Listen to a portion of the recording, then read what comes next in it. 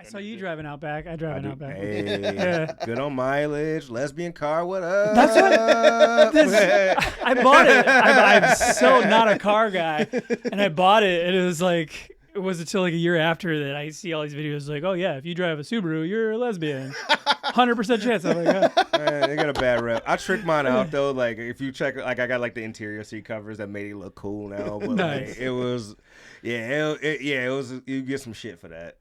Chris, did you watch Happy Gilmore this morning? Oh shit, I forgot that came out today. I did. You did? Did you? No, I did not. Okay. I haven't watched it. Was I correct in my analysis? I don't. I hate skewing expectations. I'm happy to share. How's MJF? I don't care if you ruin it. How's MJF in it? Who's MJF? MJF. Maxwell Jacob Freeman, wrestler. He's actually he plays Happy Son. Okay. Yeah. Becky Lynch, I think, is in that movie too, right? She is. Yeah.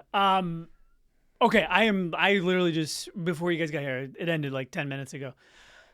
I loved it. Did you really? Okay. I loved it. But yes, absolutely. Cameos like crazy. A lot of references to the original. A lot of flashbacks to the original. Okay. But all that being said, like Adam Sandler, I feel like he kind of like mid 2000s, it became really cool to hate on his shit. Oh, for sure. Because Yeah, like the for quality dropped. But I feel like in the past 5 or so years since like COVID, like That's when that Netflix deal happened. right, that like silly comedy, like a Hubie Halloween, it's just like dumb, and I know what I'm getting myself into. It's like that, and I thought it was fine. Like I laughed, but I wasn't expecting it to be as good as the original. Like Right. if That's My Boy came out on Netflix instead of theaters, people would have liked it a lot more. Oh yeah. There was a movie that sure. he did for Netflix that it was like he played like a basketball mentor. Oh, that movie was great. It was a fucking great movie. Yeah, they had what's my man? It had Anthony Edwards in it. Yeah, it did. What was the name of that movie? Where he was like a scout for I forgot which team it was. He was a scout for. Was it Philly? It was. But he played like an NBA basketball scout, and he finds this like That foreign movie is dude. What that country dude- does he find him in? Brazil. Yeah, you're right. Yeah. And he starts like kind of mentoring him, and Yeah, it's that like dude's really, actually in the NBA too. it's more like a serious role. Hustle. Hustle. Was it Hustle? Yeah. Great movie. Who was his wife in that movie? It was. I don't remember. I only saw it the once. Was it? It wasn't Queen Latifah, was it? Yes, it was. Yeah, it was. Was It was Queen Latifah. It I was. got I'm cheating. I got the IMDb. That's a great movie. You should watch that movie. I haven't seen it. I haven't seen it. He usually does pretty well in like dramas. Dude, Funny I think I like him better in people dramas. There's a movie from like the mid 2000s called Don't Rain on Me with him and Don Cheadle. Oh, sweet. That's a great movie, man. That's a really good movie, and he really chokes me up in that. Yeah. In, like some of the intense scenes that he's got. It's in like there. certain people can do, but like Jim Carrey's another one that can do the range. He can, yeah, totally. Adam Sandler's got that. Like there's people that's got that range that can really dive in if they want to. I wonder if Jim Carrey will ever do any like. I think he said he's done right after Sonic. Didn't he say that like is his last like acting role? I think so. I think he did say that. I think he retired after the first Sonic quotes, and then he got brought back for what is there 3 now? Yeah, 3 Sonics? yeah, I think there is. Did I you guys- don't think I've see seen you any Did of you them. want anything to drink, by the way? No, I'm straight, bro. Yeah, I got Water? this, so I'm Okay, good. I let me know. appreciate you. Either you guys want a nicotine lozenge? I'm okay on the nicotine I lozenge. started smoking cigs again after 5 years. Did you really? I did, but then I'm like 3 days no So cigs. what do you think brought back on smoking cigarettes? So Like, life just got just life. tough. Life Yeah. started Yeah. lifing. Yeah, I made it through the really, really hard stretch with Julian, Uh-huh. and then I don't know. I had a few rough weeks after that. Like when we changed the custody schedule is when the relief came from how just incredibly hard it was. Mhm. But then I got hit with this wave of grief that I wasn't going to see him half the days. I'm only going to see him, Wednesday overnights and every other weekend. And now that I'm adjusting to that, things are better for me. See, But- because it's funny that you say that because I don't think I've smoked a cigarette in like 5 years, maybe more. And I still do occasionally get a craving for a cigarette. But I have at my house, I have a non-nicotine, like kind of like one of the more expensive vapes, like kind of looks like a box or whatever. Okay. So if I ever get that craving, I'll hit it like once or twice, and that usually curbs it for me. Nice. But it is weird. It is funny how that like it can just pop up out of nowhere Yeah. on you, that nicotine craving. Yeah. That's wild.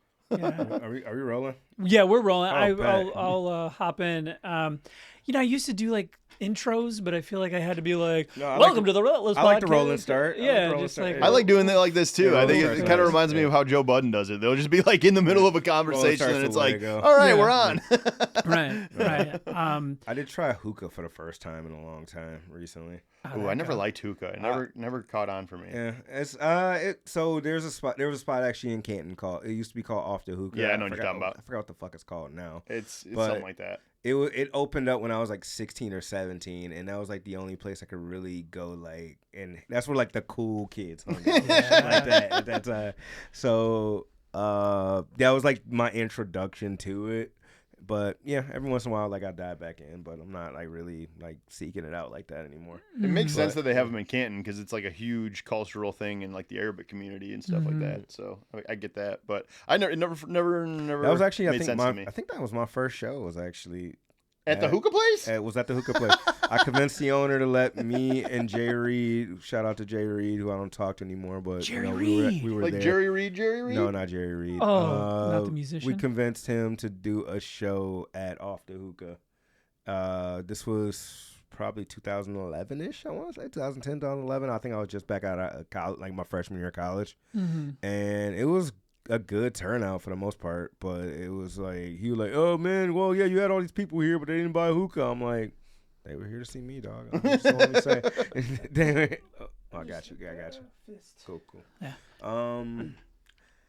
Yeah, but also I'm on a sober journey like Neil too on that, like 7 months in. Congratulations, I man. never wanted to drink so much more in my life than last week. Yeah. I've been there. Yeah, so I had that brunch that happened at shout out to the Mug, they're great, but it's crazy. Like we had a really crazy turnout there. It was amazing. Like it was really good. Like a lot of beautiful people. Like it was a beautiful time. Like I'm happy that it happened, but damn, we were outgunned. Like as far as people, and it's crazy if they got me in the kitchen. Oh no, that's not good. Shit is crazy if I'm in the kitchen not talking to people. I'm like, all right, bro. Yeah, we got through it. It was a good turnout, but after that, that's why I stopped. I think that's why I stopped taking like food service jobs and stuff like that, because I came from kitchens and going out to drink and that was so common. Oh, and yeah. everything, because like the de-stress and be around those people, like damn, I never wanted to drink so much this whole year than that day. Yeah. I hear that. I get that for sure. Yep. Yeah. But yeah, shout out to the Mug, man. It was a good time last week. Nice. Well, congratulations on 7 months. Thanks, Was there anything in particular that made you want to do that? So I got back from Spain, and I don't know, like when I guess when they say you do these like trips or whatever, these solo trips, and I went by myself with like a tour group and everything. Also, I got the most hilarious photo. Like it was me and 10. I'm digressing a little bit, I know, but it was like me and like a Chinese family from Toronto of 10. So it was 11 of us total in the group. I'm definitely the outlier here. They adopted me, so that's fine. So it's like, which one's my camera? That one, right? So Yeah. So These two will right. get you. Cool. So they like, they were telling me like, because I can speak very little Spanish, but then they were showing me like, they were teaching me Cantonese and all that. Anyway, so I got back and just experiencing the different culture shifts and stuff like that, like was kind of sparked something in me. Like, yo, what if I make certain changes in my like daily routine in my life to see like how things would go?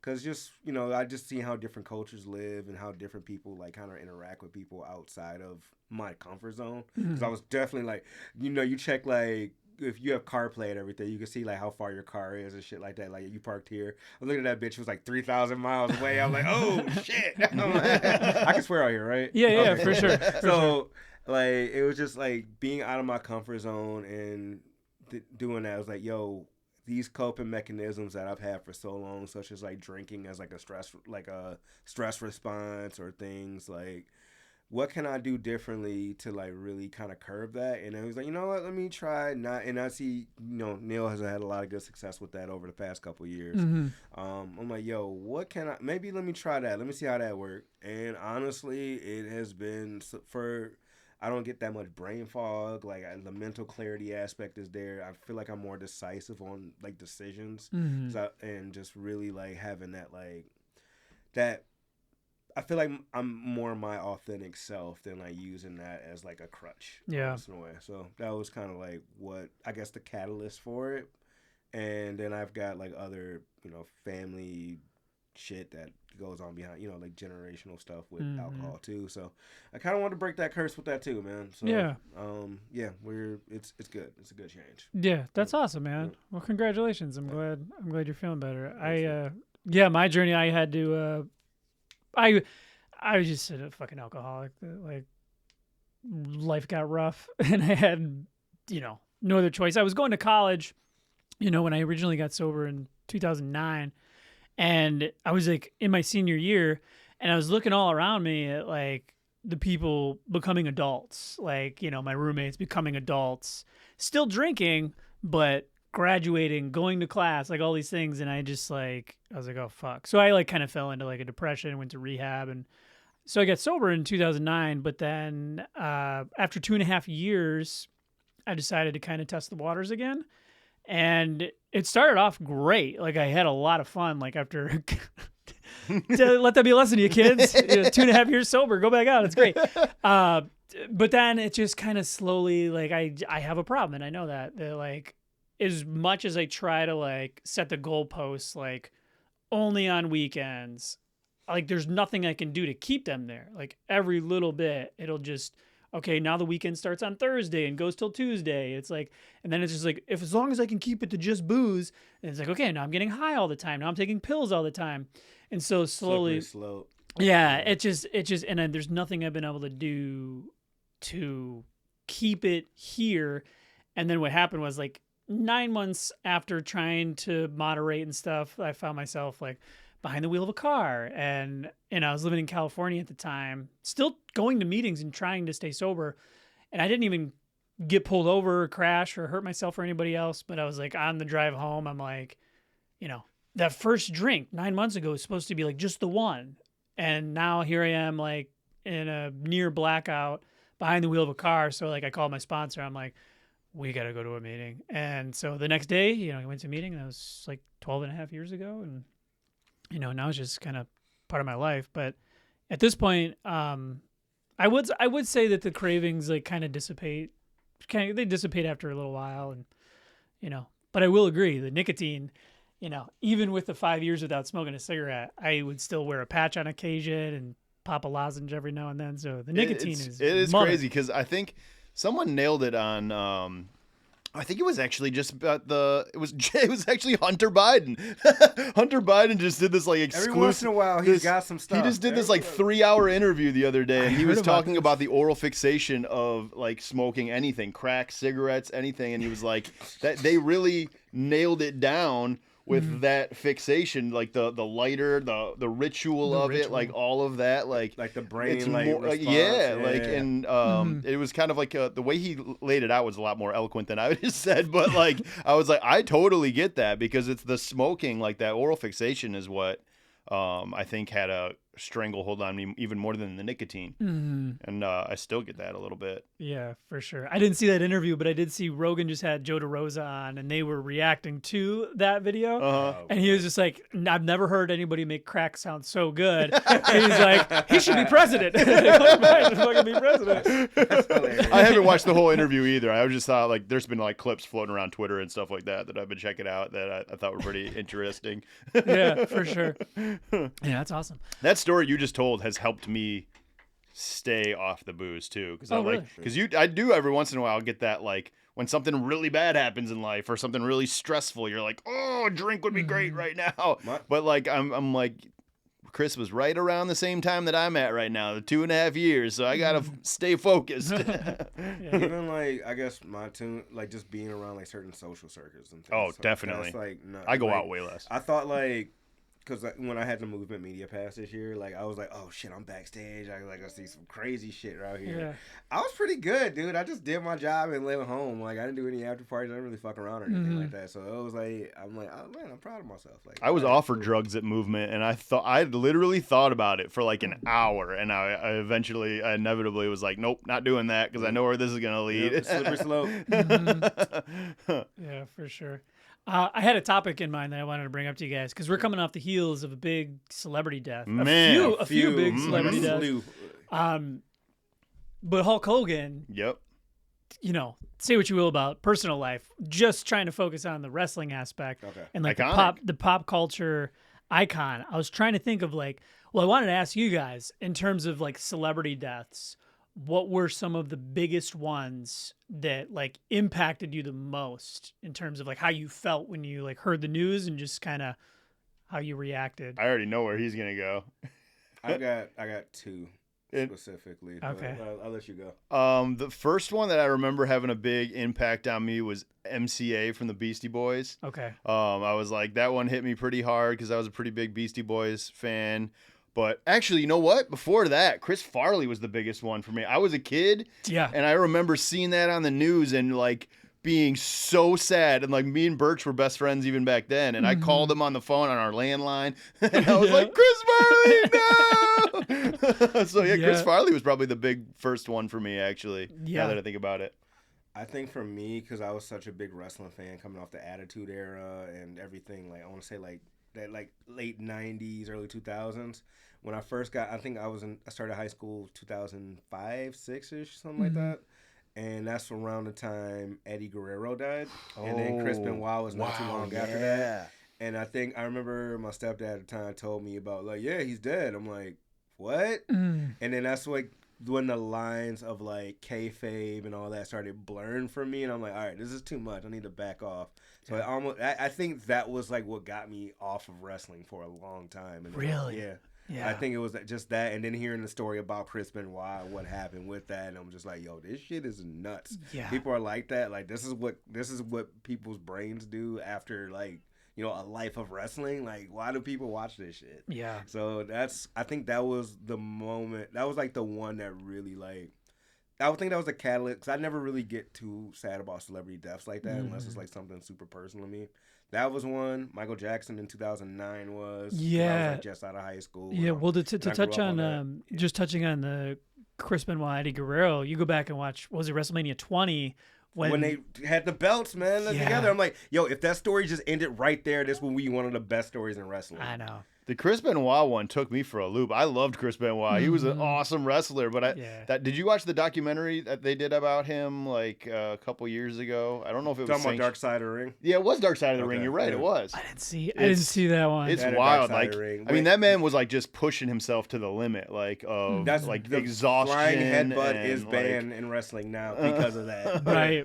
Right. That CTE stuff, man, it's really, it makes a pretty compelling case because you see that guy who seemingly had like a nice life, family, kids, and then like to do that to your entire family is like really, really and wild. His son is still trying to wrestle too.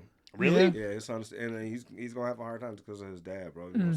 I mean, that's the crazy thing is the WWE is kind of foul for what they did. I mean, they have literally just tried to erase every trace of him. Like his family, stopped getting phone calls from the WWE. They stopped they just cut ties with his whole life, basically. That night, because I think they had SmackDown on the night that he died. Did! Yeah. And then they had this whole tribute thing for him, but that was also before the details of what happened. It is crazy that they went through SmackDown that night. They go through here's the thing. Do Owen you Hart. I was just about to say Owen Hart. Remember this shit? That's right. Yeah, Owen Hart, the pay-per-view he died. He fell from the fucking thing. Crushed his neck. Yeah, because I remember JR had to do that. JR talked about this, I think it was on Dark Side of the Ring. Oof. And he was like, Vince said, keep going. And he was like, I had to be the one to deliver the news. And they continued the pay-per-view after that because it was a pay-per-view.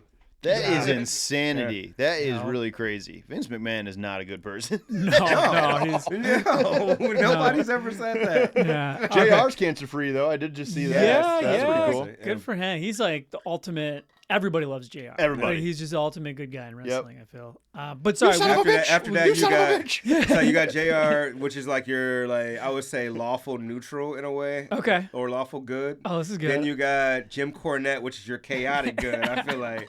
And then you got, what's my man name that did that? The Brawl for All and the Bash at the Jerry Beach. Lawler? No. Brawl for All, not the where they actually boxed. Yeah, Bart Gunn, Steve Blackman. Whose idea was that? Oh, The other booker. That's like the opposite of Jim Cornette. In every fucking way. It's not Vince Russo. Vince Russo, which is like your chaotic evil. Which is like your was it? Did the he come ultimate up with trust me, bro. Is Vince Russo. Oh man. Okay, so Michael Jackson in 2009. I won't say chaotic evil. That's mean. He's not chaotic evil, but he is chaotic. He's super chaotic. Yeah, Michael Jackson 2009 for sure. Just because I grew up. I mean, just that was such a big influence on me. Like growing up was like the Michael Jackson, because I heard that so much growing up. I heard Motown, Jackson 5, like all that was like such a big thing. And Mac Miller. I was gonna say Mac Miller was probably the one after that. That was like, I heard your whole career, bro. And then just to have, Mac Miller dying was the same day Elon Musk smoked weed on the Joe Rogan podcast. Really? Was it really? Yes, it was the same day. That's an interesting little tidbit. Yeah, I did not know that. Phife Dawg from Tribe Called Quest was another big one for me. Yeah. That one really hurt me.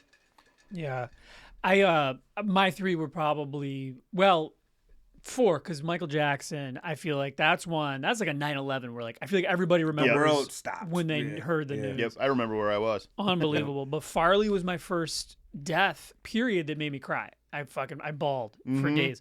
And then most recently, probably Norm. Norm was a shocker to me because nobody knew. I didn't even know he was sick. That was his. And I feel bad because I was always like a fan of his. But then it wasn't until probably within the past 10 years where I started to really understand the genius of Norm. So that was a big one. And then Kobe.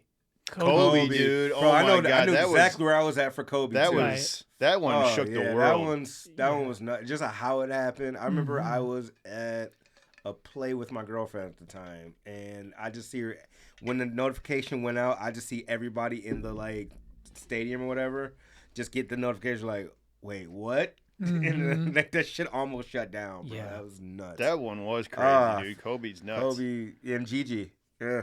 I think it's pretty insane. I've been following like the Ozzy Osbourne stuff quite a bit, and it's like really feels like he willed himself to like stay around long enough to do that Black Sabbath concert the other day. It's like the equivalent of Sabu. Man. Yeah.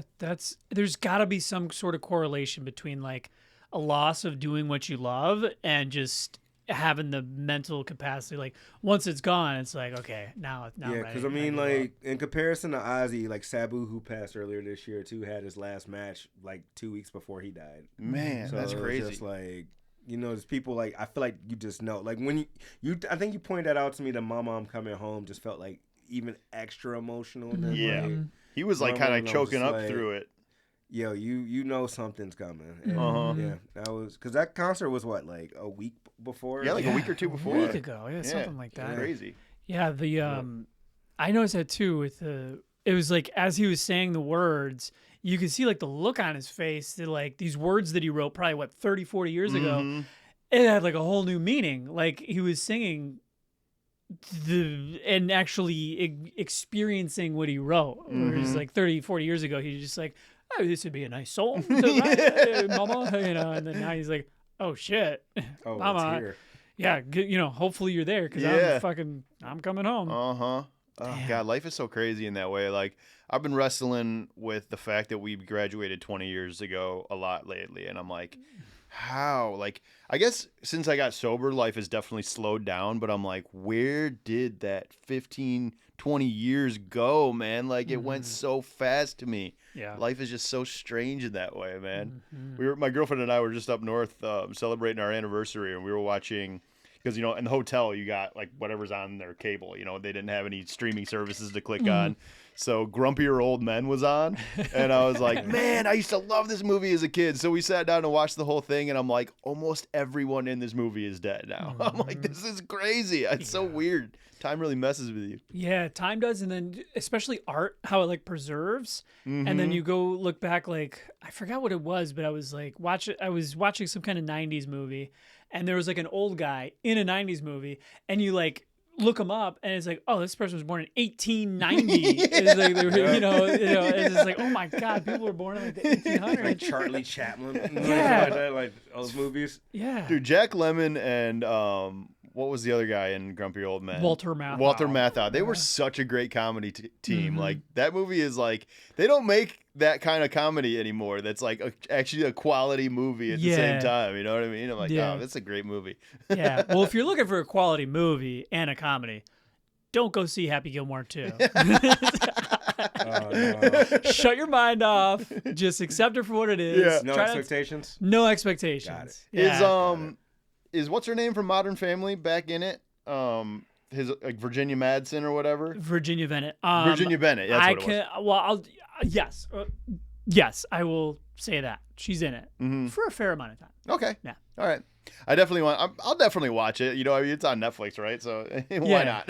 Yeah. And if there were a movie I would compare it to, like a Hubie Halloween, if you haven't seen that, I watch it every Halloween. It's like an inside joke between me and my brother because it's so bad that it's just like it ends up going like below It's entertaining. It's so entertaining. Got it. You just can be like, okay, I'm not gonna come out of this a different person. There's no message. It's just like gags and fucking fart jokes. I think Adam Sandler's even like copped to the fact that like he knows his movie sucks. He's like, we get paid to go to these awesome locations with my best friends. Right. We get tons of money to do it. Right. Like whatever. Yeah, why not? Why not? I would. I would too.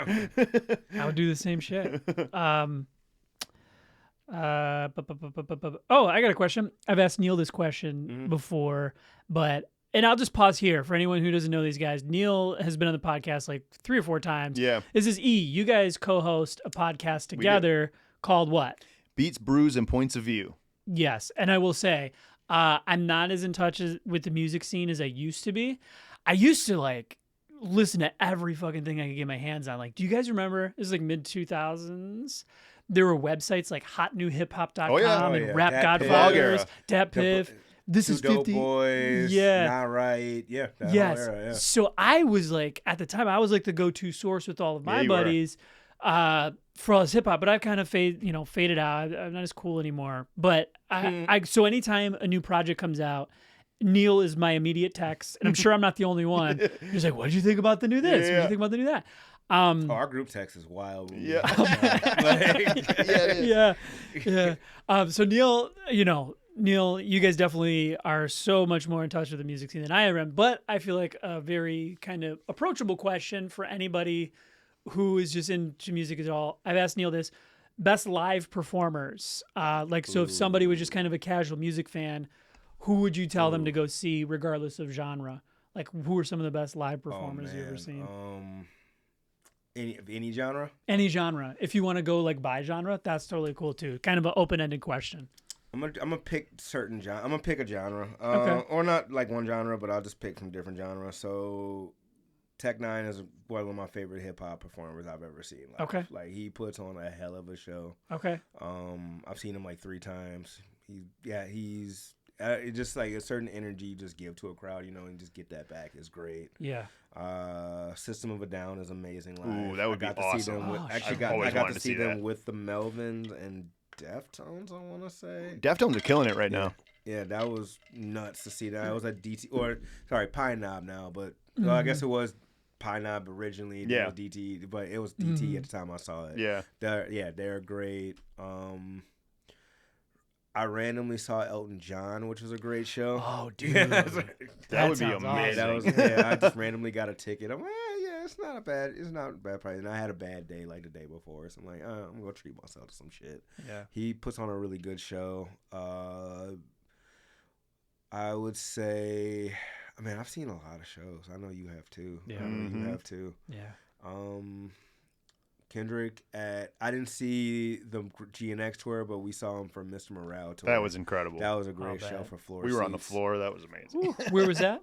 That was at Little Caesars Arena. Nice. Yeah, that was amazing. Because that was like a show. That was a show that you could see at like Vegas. It had like other performers and there was like a theme to it, and like it was like he was acting out a play as he was like rapping. So that was really cool. It was like the theatrics that go into certain. Like, I'm one because I love concepts. I'm one for theatrics when it comes to like stage presence. So to actually bring in like certain things, like he had like the therapist or whatever, like voiceover at the stage, and then it goes to like different segments of the show. It was the really, album that he well was done. touring at the time, Mr. Morril and the Big Steppers, that is definitely designed as like a several act play. So like it made sense to do the. That's what the cool show thing like about that. Kendrick, because each one of his albums is like a form of media. Yeah. which is really cool. Yeah, definitely. I'm trying to think of anybody. Tyler? I've seen Tyler twice. Actually, Tyler's an interesting one to me because I've seen him in two different stages of his career. I saw him at Royal Oak Music Theater during like Goblin just came out. Okay. So this was like early, like 2011, 12 Tyler. Mm-hmm. And it was everybody from my future except for Frank Ocean and Earl. Mm-hmm. And it was amazing. It was actually, no, that wasn't, I won't say that concert was amazing. That was just like a loud jumping around and shit. But like me being young, I'm like, yo, this shit is dope. But then seeing them for Call Me If You Get Lost tour at LCA and just having the production value, like the boat going through the crowd and the big like mansion on stage and shit like that, you get better production value. Just seeing him, Tyler, in two different stages of his career is crazy to me. Yeah. Like that was really, really cool to see. I love seeing things like that, like the evolution of an artist. Like you catch him at one stage and you see him like, you know, take over the world now, and like you were on there early. I'm like, yeah. Denzel Curry was another one like that. Oh my God, he was incredible. Like, so much energy. Yeah, so I felt old at that concert though. I was like, I do not have the energy to be in the mosh pits. Shinedown was actually a really good show. Shinedown?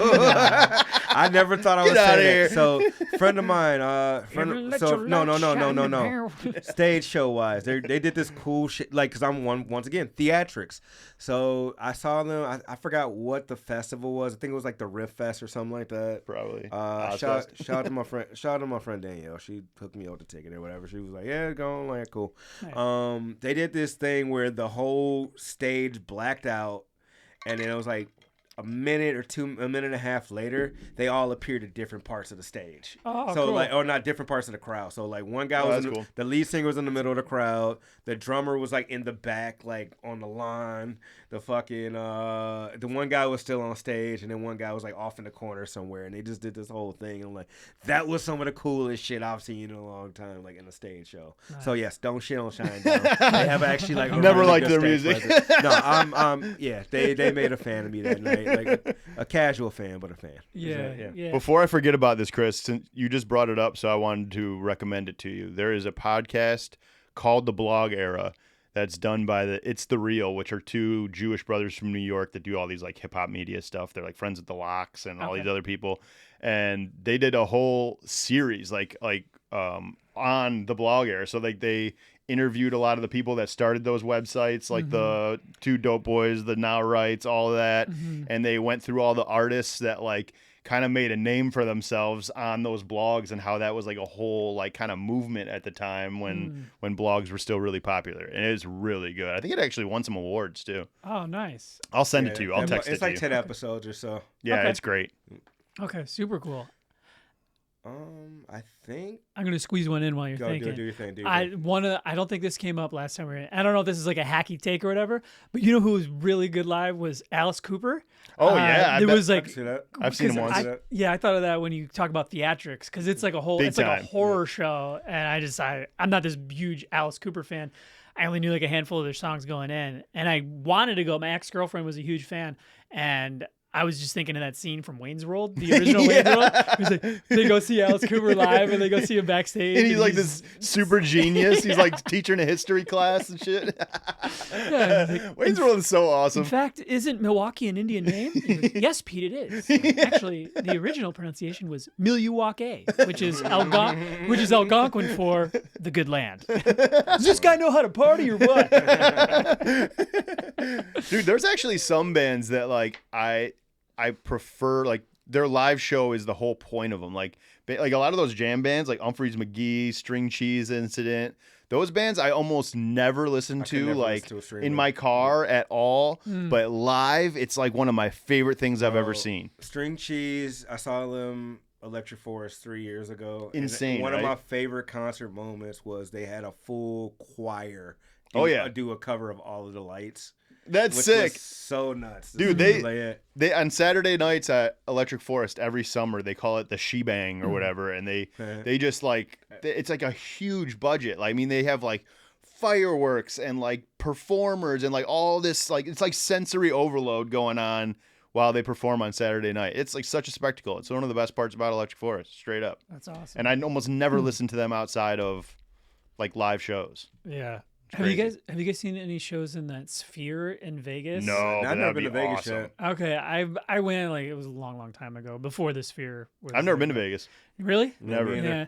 It's fine. You know, I went sober, so it's like, how much fun can you have in Vegas sober? I mean, they give you free drinks if you gamble, right? Right. Yeah. Yeah. I think it's actually pretty cheap to go there. Like my wife and I, we always like to take like a yearly kind of getaway. And I was looking, I'm like, it's like half the price of like pretty much anywhere else you want to go. It's pretty cheap, and I feel like in March, it would probably be a nice change of pace with like the weather, because by March in Michigan, I'm like, fuck, it's. I would probably plan a vacation around it if like something really cool that I wanted to see came to the Sphere. Cool As of so far, it's just been stuff that I'm not super interested in. Grateful Dead would have been kind of cool, but I'm not like a massive Deadhead or anything like that. Visuals would have been cool. That would have been crazy. Drew Carey, the comedian Drew Carey, he's like a massive Grateful Dead fan. Oh, really? And he said that show at the Sphere was like mind blowing. He was like, the visuals are like, you feel like you're like immersed in it.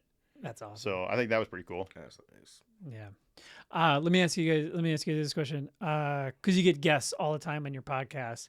If you had like a checklist of like no limits, who would you want to get on your pod? Like anybody, famous musicians, local musicians, anyone. I would love to. I people would probably think you'd assume like that we do like hip hop and stuff. We'd say Eminem, but Eminem's such a weirdo that I don't know if I really want to interview him. I've always thought that too. I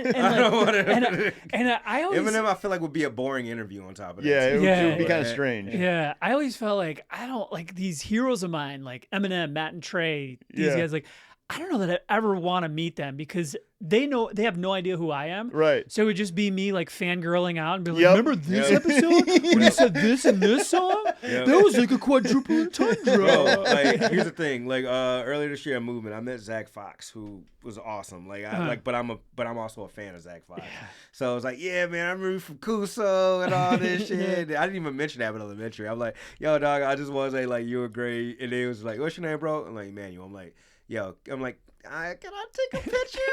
But at the same time, I was like, I know I cannot interview you, dog, because I'm like, I'm way too biased. Yeah. I would like to interview Kendrick, though. I think I would nail that interview. I would knock that out of the park because I've spent so much time like studying his music and the stuff that he does. And he's like such a reclusive person, he doesn't do the social media games or any of that. So like, I think that could be a really interesting interview because he doesn't do many of them. But like, I think for dream interviews, you'd want someone that doesn't typically do a ton of media because, what else are you going to ask them that other people haven't already said? You know who I would grill that doesn't really do interviews is The Weeknd. The Weeknd, I don't know if I would care to like just because he doesn't do interviews. Like that's the only reason I want. That's the only reason I would. Yeah, I guess he is kind of like elusive in that way. That would be interesting. That'd be the only. That's literally the only reason because I've not seen a Weeknd interview. He hasn't done Fallon or anything like that? Oh, no. He actually just did when the movie came out. Oh, okay. So that was like the first time I've actually seen him do one. Okay. Man, that movie he did got ripped to shreds. Did you see it? No, I haven't seen it. I did see it. Was it good? Was it terrible? I didn't even know you had It's entertaining. It's entertaining for a little bit. I know one. I would like to interview Ryan Coogler.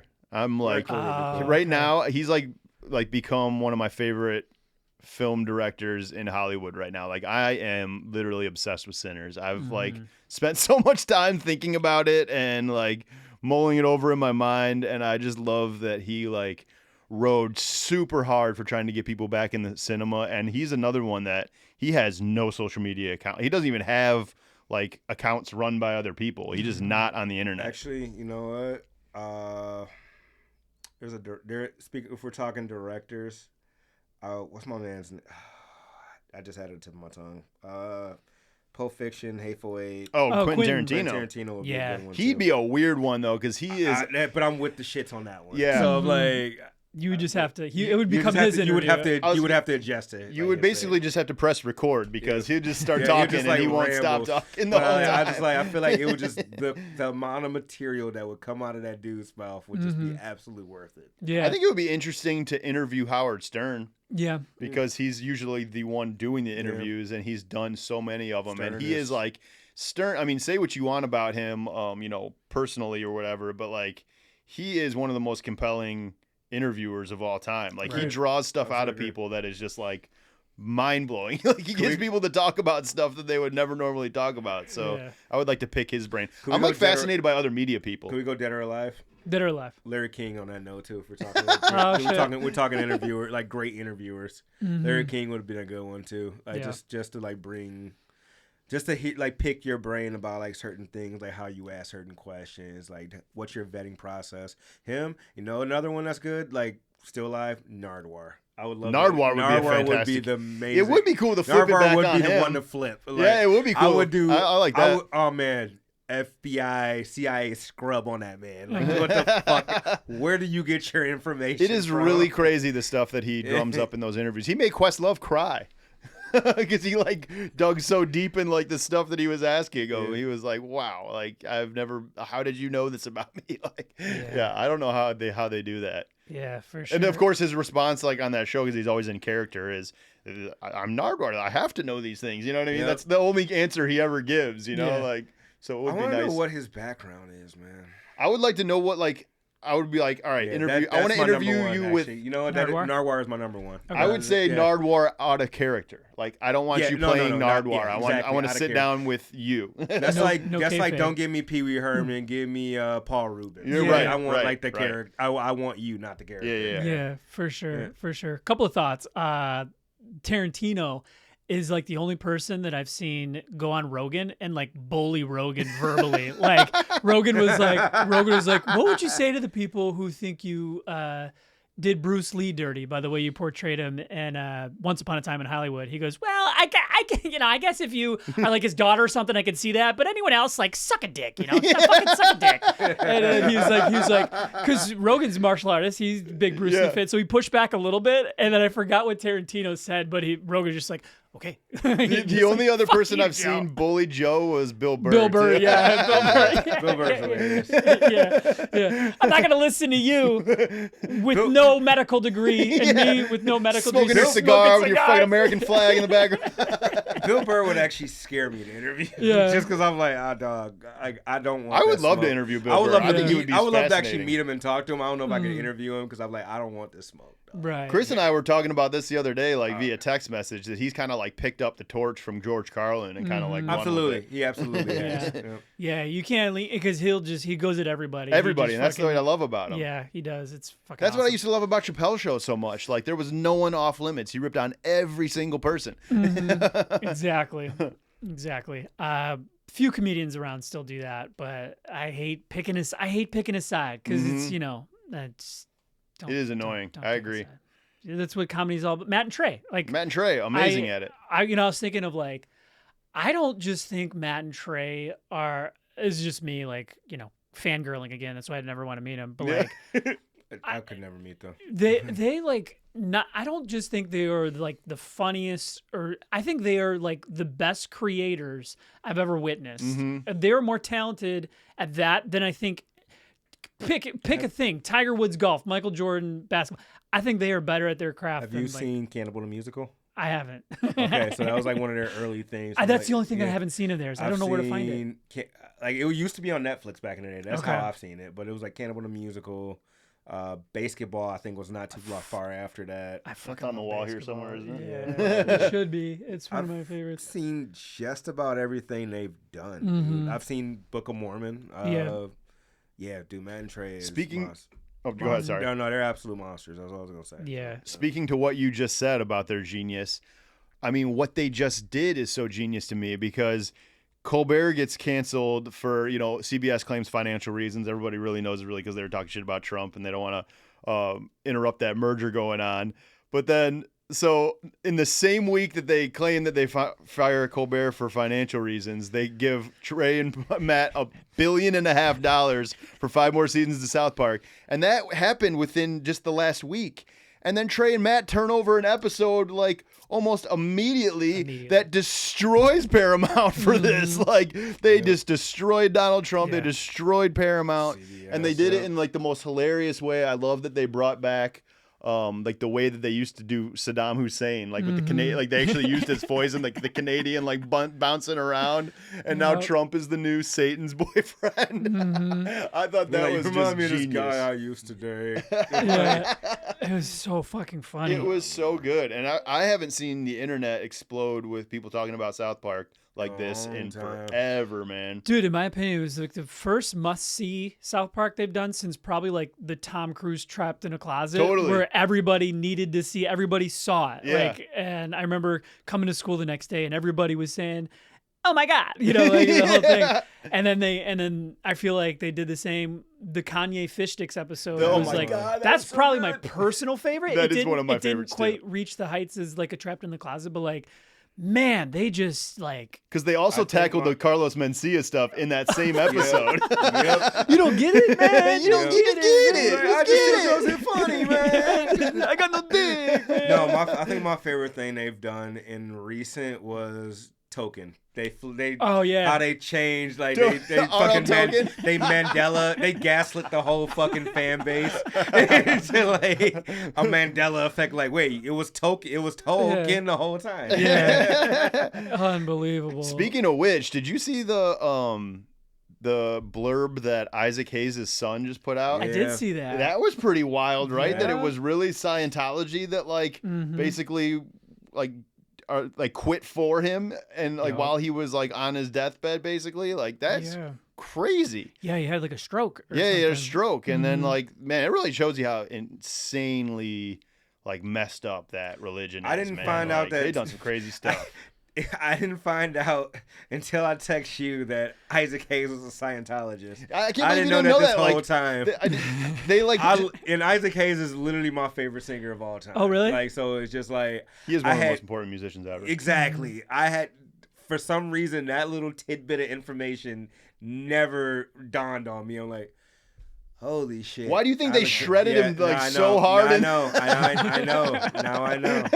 Now I get it. And now I 100% get it. Dude, Scientology is like the reason that I can't fully get behind any Tom Cruise projects. Like he has like so much money invested in that religion, and like all the messed up stuff that religion has done to people, like trying to get out of it is like, no way, man. Like, I can't support that guy. He's like such a scumbag to me. Yeah. It's hard. It's hard. I get it. I just, like we've talked about the movie Maverick so many times. Yeah, I'm like, I fucking, that to me was like, I forgot how good it felt to see like a blockbuster in the movie theater. It is fun. And that's what like brought me back to like going to see movies in the theater. Uh-huh. But yeah, that's where I just got to diligently like try to separate the person from the.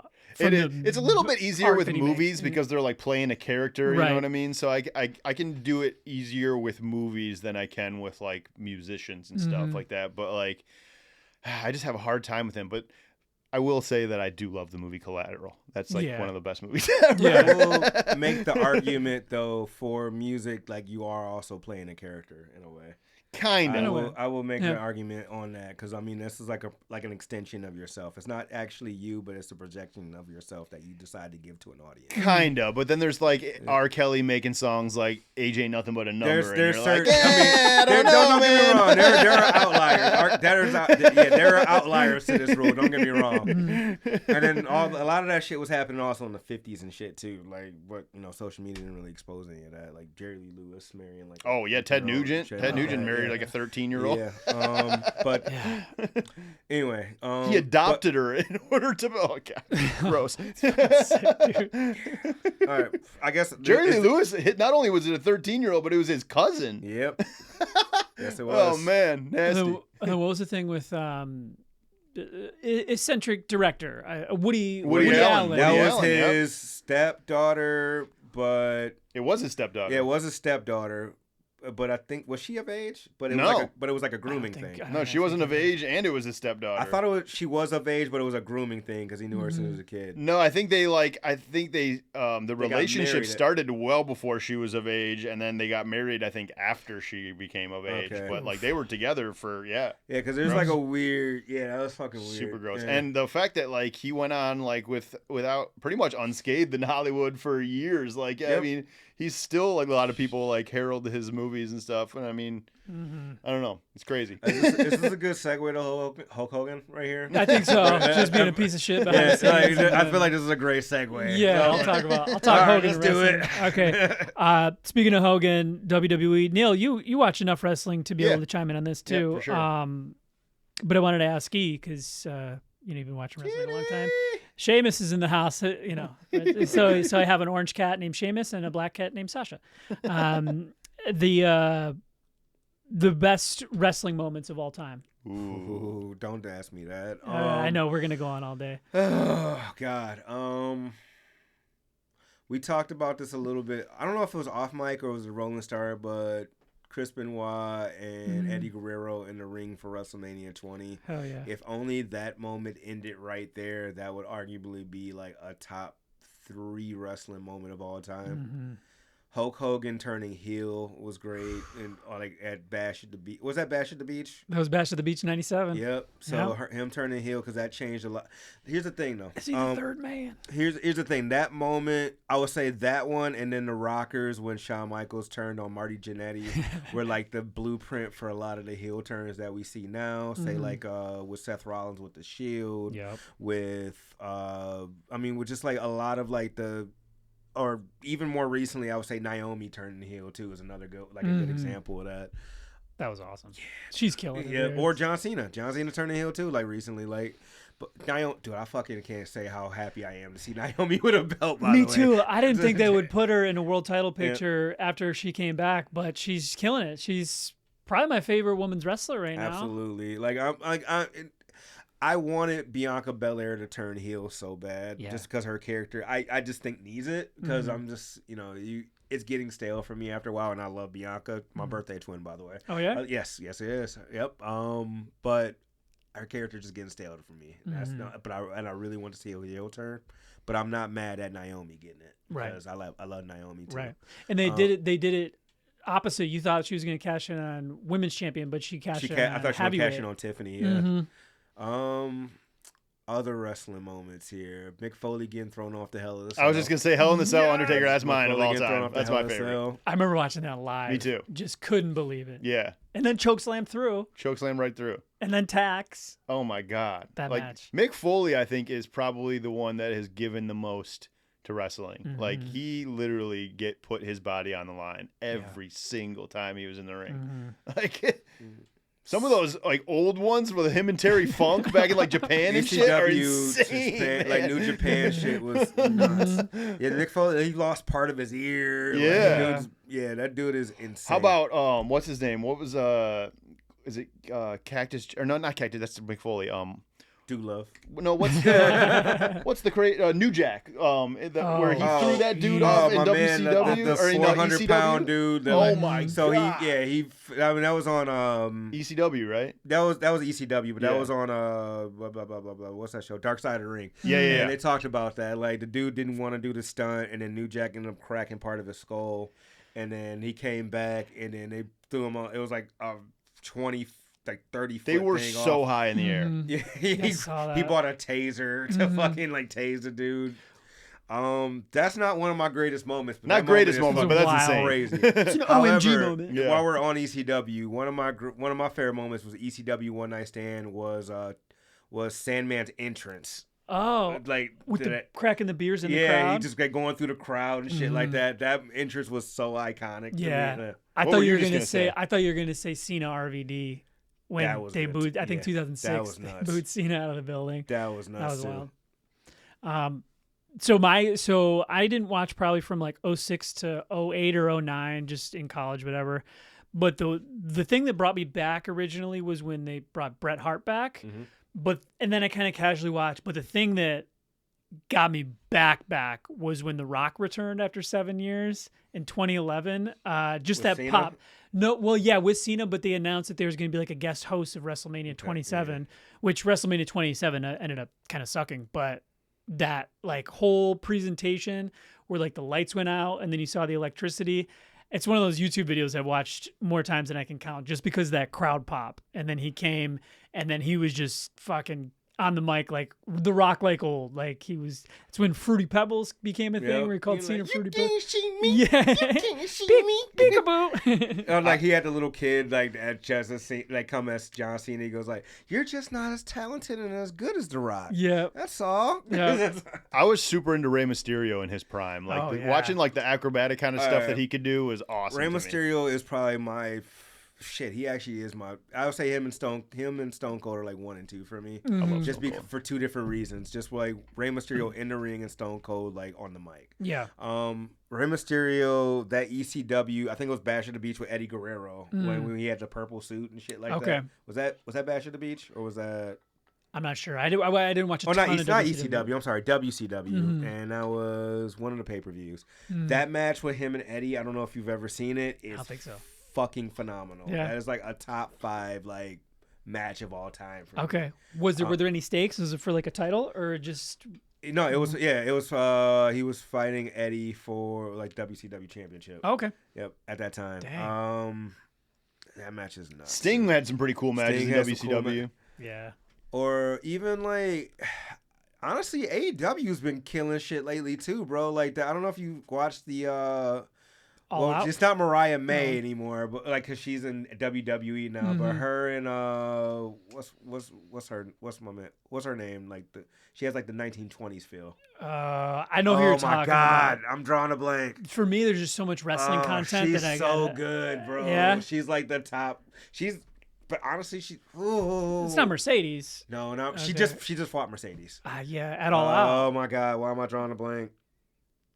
Oh my god. I'm gonna look it up. 1920s AEW vibe. Yes. AE. Just look at AEW Women Champion. She's there. Oh, it's gonna piss me off. Oh, Toni Storm. Toni Storm. Yeah. I know that. Okay, so yeah, no, her Toni Storm Mariah May match that happened. I don't know if you've seen it, but it was just like, it was like ECW vibes. Oh wow! But it was nuts, and that was like Mariah May's last match before she went to WWE. Okay. But that match was incredible. Her and Mercedes, they just did it all in too. Okay. And that match was like, Toni Storm is probably my favorite, like one of my favorite wrestlers, period. Definitely my favorite women's wrestler right now. Okay. So I'm like a little more out of the loop on the new stuff, but aren't they kind of bringing like blood back and stuff like Only that? in Like AEW. making it like a more, it's WWE's not doing it. Okay. Yeah, Triple H is hard against like color. Interesting. Yeah. They do it very sporadically in WWE. Like I'm thinking of the Hell in a Cell with Punk and Drew. Yeah, like, and it's only certain people. Okay. Like Cody does it, Yeah. and a couple other people will do it, but otherwise it's like, eh.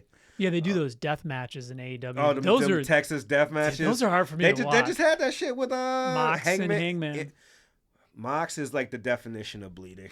Oh man, that dude. Yeah, I don't think I've ever seen anything AEW related. So John Moxley, I mean, he came from WWE Dean Ambrose and the Shield, so he's with Seth. Okay, Rollins. I know who Dean Ambrose. He was with Seth Rollins and Roman Reigns. Okay, that was the faction. And they're all three going to the Hall of Fame at some point. Definitely.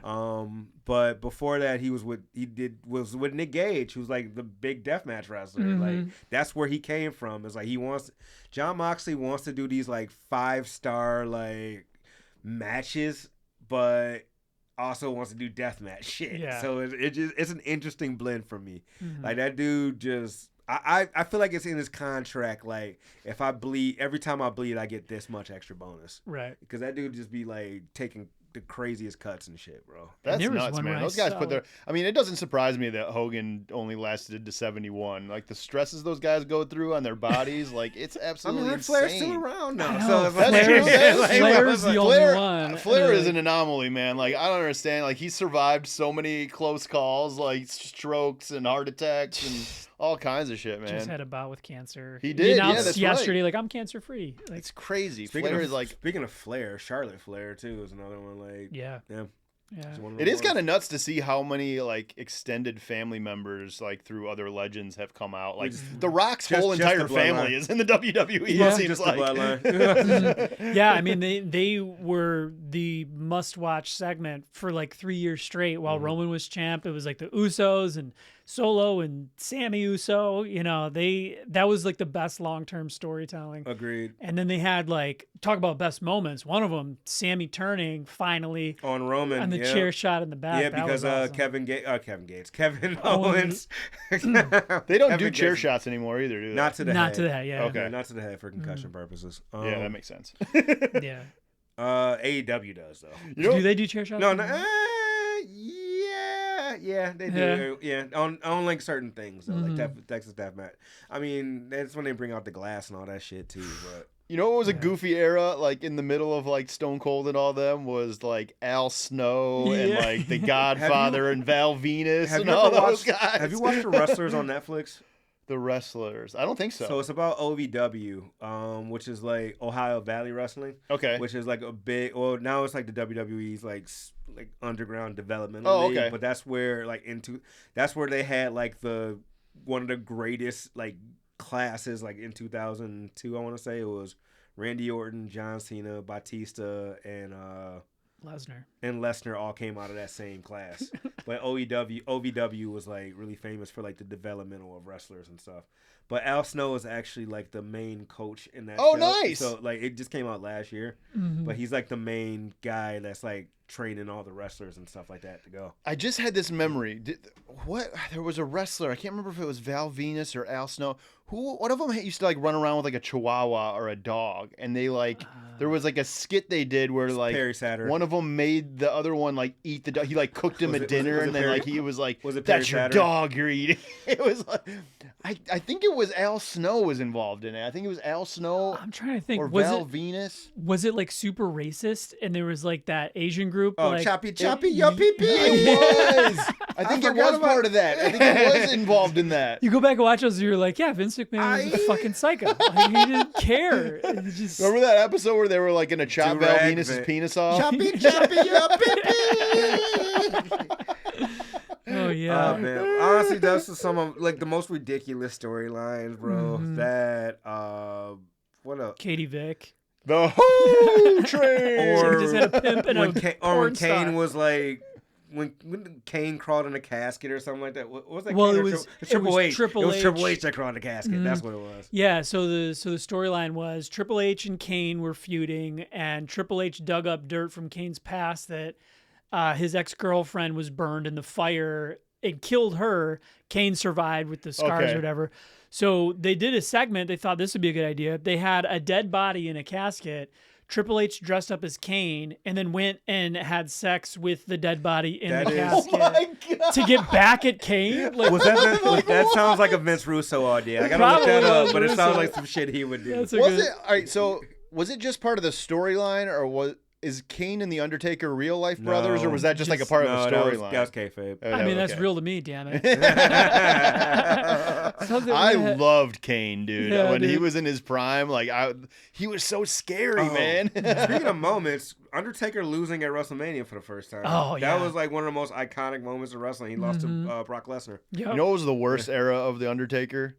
When he was the American Badass. That was the worst. I like Badass Undertaker. Yeah, I never liked it. Yeah, I definitely like the like iconic like Undertaker, but American Badass Taker I didn't mind. Yeah. At the time, it made sense for a little bit of a character change for like a year or so because they were going like kind of more real, and the dark, the dead man character didn't really fit per se, so they went with that. But like, I thought it was okay. And he brought it back a couple times since they did that pandemic WrestleMania where they did like a cinematic match, him and AJ. Oh, really? And I think he kind of was the badass character, or at least he left in like his Harley. Oh, okay. Whatever. Wasn't there like, I feel like I remember there being a rumor that there was like two people that played the Undertaker, and like he was like actually two different guys, and like I don't know if that was just an internet rumor that was going around for a while or what that was, but I remember seeing that on the internet for a while. Yeah, well, they did that. I think it was at a WrestleMania or maybe a SummerSlam in like early 90s where they did like Undertaker versus Undertaker. They had someone come. Oh, maybe that's where it came from. Yeah. And then they did the same with Kane. They did like Imposter Kane or whatever.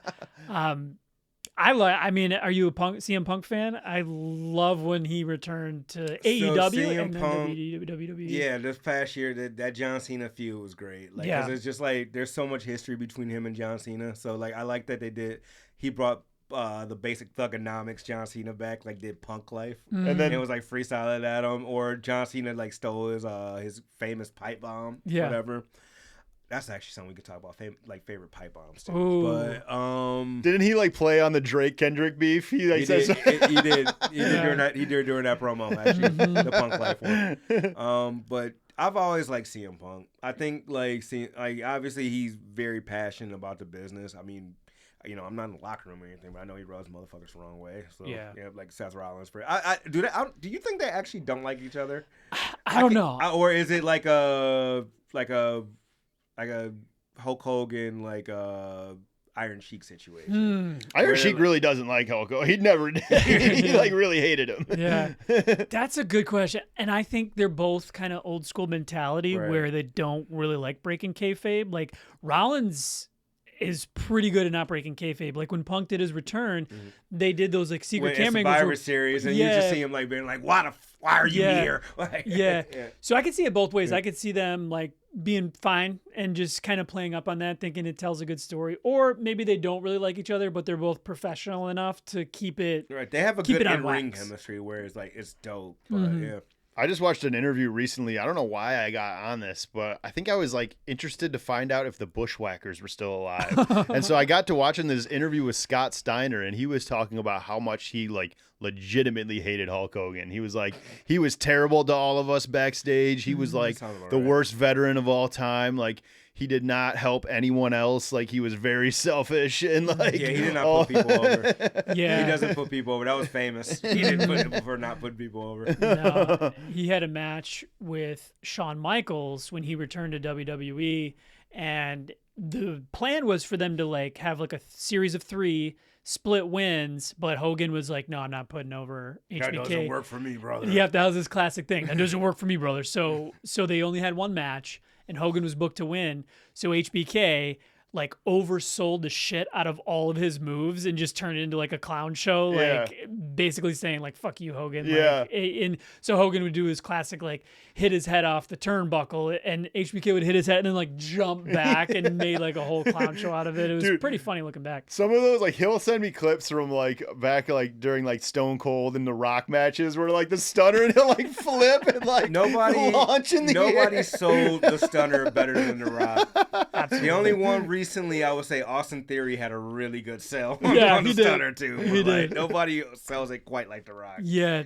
And going back to the Bushwhackers for a minute. I'm gonna switch. Yeah, go ahead. One thing that I thought was interesting, because I don't know much about new wrestling. I thought it was dope that Rick Steiner's kid is now like a pretty prominent wrestler. Braun Breaker and he's gonna be champion soon too. Yeah. Braun Breaker is the man. I always loved the Bushwhackers. They were like legitimate, real wrestlers for the University of Michigan back in the day, before they were in the WWE. I always find it cool too that Calvin Johnson and Roman Reigns were teammates on Georgia. You sent me that. Oh, wait, I thought you sent me. Georgia Tech. Sorry, Georgia Tech. Yeah. I don't think I remember that. Yeah, they were teammates in college. Yeah, that's awesome.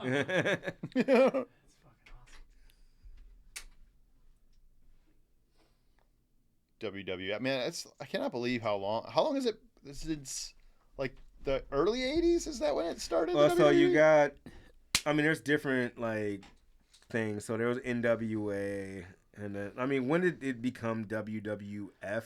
I would say. Yeah, I think early 80s. Yeah, probably a little bit before WrestleMania 1, which was 85, I think. When was Hulk Hogan Andre the Giant? WrestleMania 3? Yeah. That was here. That was at the Silverdome. Superdome. The 30 for 30 on Andre the Giant was absolutely mind-blowing to Super me. good. Like, the fact that guy would take down like a 30-pack of beer and like several bottles of wine before wrestling is like insane. Yeah. The Vince McMahon doc was wild too. Oh, super Mr. wild. McMahon. I watched that too. That was crazy, man. Yeah. Like, it's conflicting, with these guys that have like built this like legacy and like have such iconic cultural impacts, and then I also have this scummy underbelly past of themselves. With Vince McMahon, though, is anybody surprised? Oh, not at all. I mean, not at all. That one wasn't surprising at all. One person surprised. No.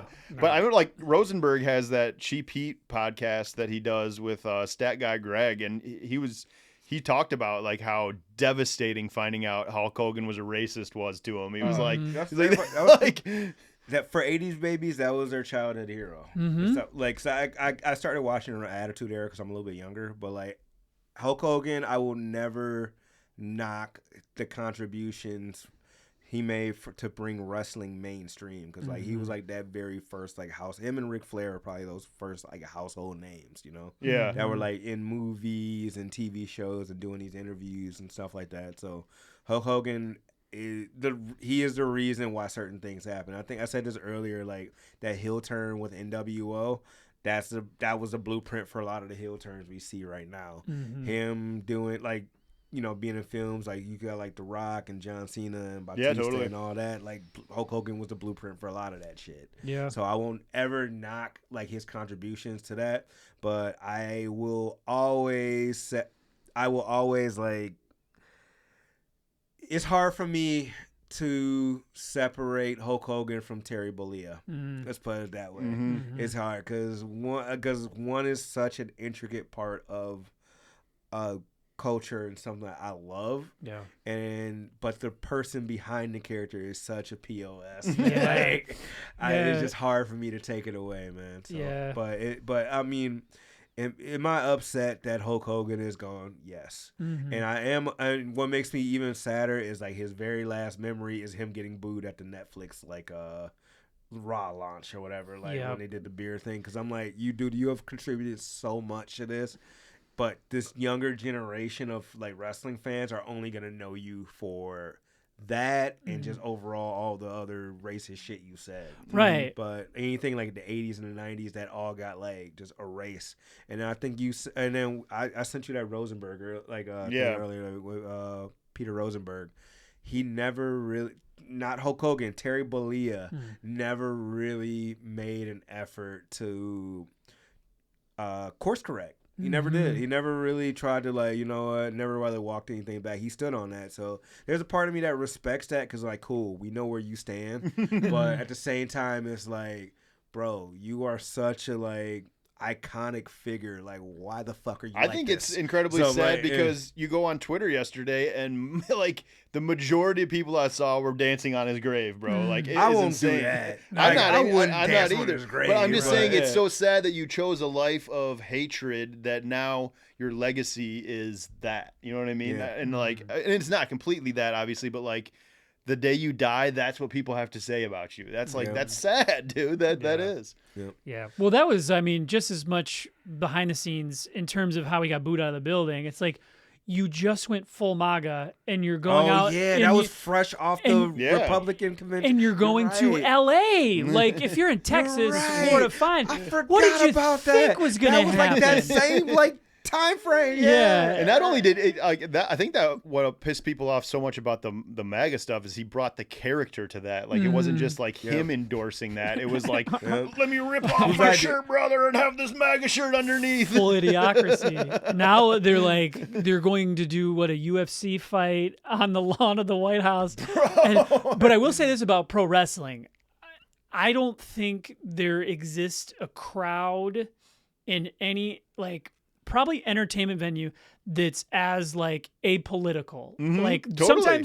Sometimes in the past they've touched on political topics, that's how the Sheik became heel. Yes, because of that. Yeah. Yes, but I feel now you won't go to a crowd that's as split. Politics don't exist, and I like that. It's just as many lefts as rights as centers as libertarians as whatever, and to have Hogan go out, I get it's a big deal. It's Netflix. He's one of the biggest, cultural icons from your company, but it's know your audience, guys. Yeah. L.A. of all places. L.A. of And all because, places. crazy word. Because like Kane It's like, and the Kid Rock's Undertaker coming out next. Kane and the Undertaker have right-wing politic beliefs, and they don't get the same kind of hate because they're not actively rubbing it in people's faces and stuff like that. Yeah, like he I was mean, doing. what Glenn Jacobs, Kane, right? Mayor of some I think city in Tennessee. Knoxville County or something like that. Yeah. So yeah, Knox nothing. County. I mean, cool. Do you? Like, Right. You're not like They're still really respectful to crazy people. about it. Exactly. Mhm. So Yeah, and I just it's whatever.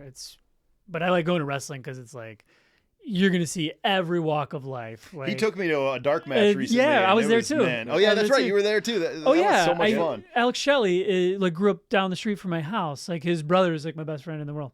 oh shit, really? Yeah. So we got actually some pretty good seats for that because the family went, and then it just so happened that Shelley's mom couldn't go. I think she had just had surgery, so he hit me up. He's like, "Hey, you want to go to I think he said SmackDown or Raw, but I'm like, it's probably just a house show. But it was super entertaining. They did a cage match. That was awesome. Speaking Kevin Owens and Cody Rhodes were great. Hell That was yeah. like, I was Are really you into going that. to Raw next week? No, Okay. I haven't. I think I enjoy wrestling just as much from home. Now, if there was like, I went to SummerSlam 2023, I did too. and it was an all right show. The ending was kind of a bummer with Jimmy turning. So, there was a lot of good moments in that show, but then there was Mm-hmm. a lot of snooze fest. Like I hated that Cody Rhodes Brock Lesnar match so much. Yeah, that was Lesnar's last appearance. Oh God, you're right. Yeah, we got to see Lesnar's last match. I don't know if he'll ever return. I But didn't even. So here, I really want him to. There's hints of him coming back at SummerSlam, and I really would love him. I want him and Braun Breaker to go at it so bad. Me too. Because I feel like that should be Brock Lesnar's retirement match. Is Yeah. Braun Breaker? 'Cause Yeah.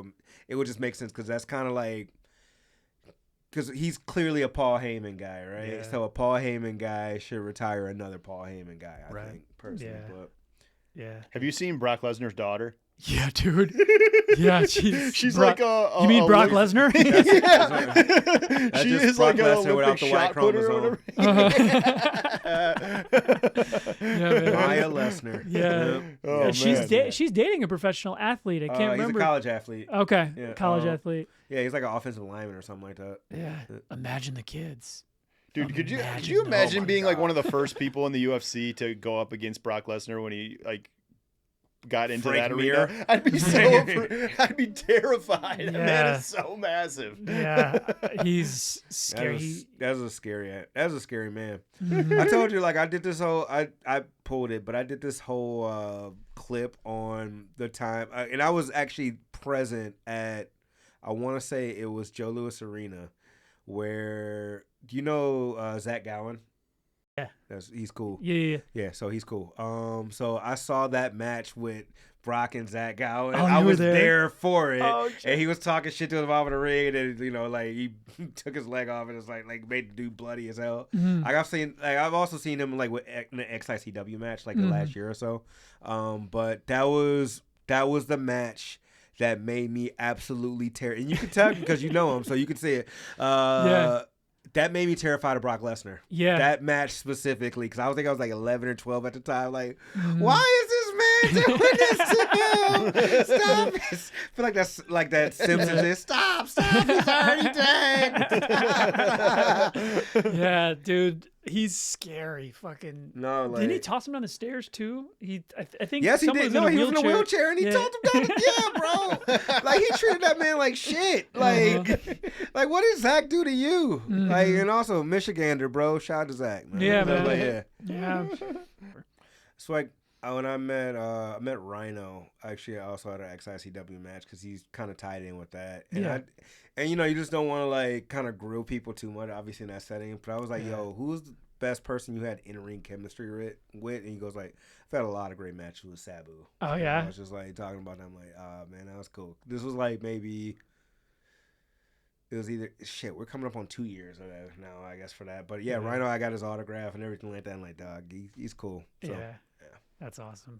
Yeah, talk about all-time fumbles. The whole WCW invasion angle. Like, I look back on that and I'm like, I had fantasy books so many times as a kid, and I get it. Contracts, you can't renew them. You had to pay a ton of money, but like, I feel like it would have been so. It was such a history moment. I see that happening with AEW very, very soon. That would be awesome. I mean, it makes sense because Nick Khan is owner of TKO, right? Mm-hmm. And then Tony Khan, his son, is AEW. Yeah. So I see that happening very, very soon. I didn't know that. Yeah. I didn't know that. Nick Khan and Tony, they're related. They're father son.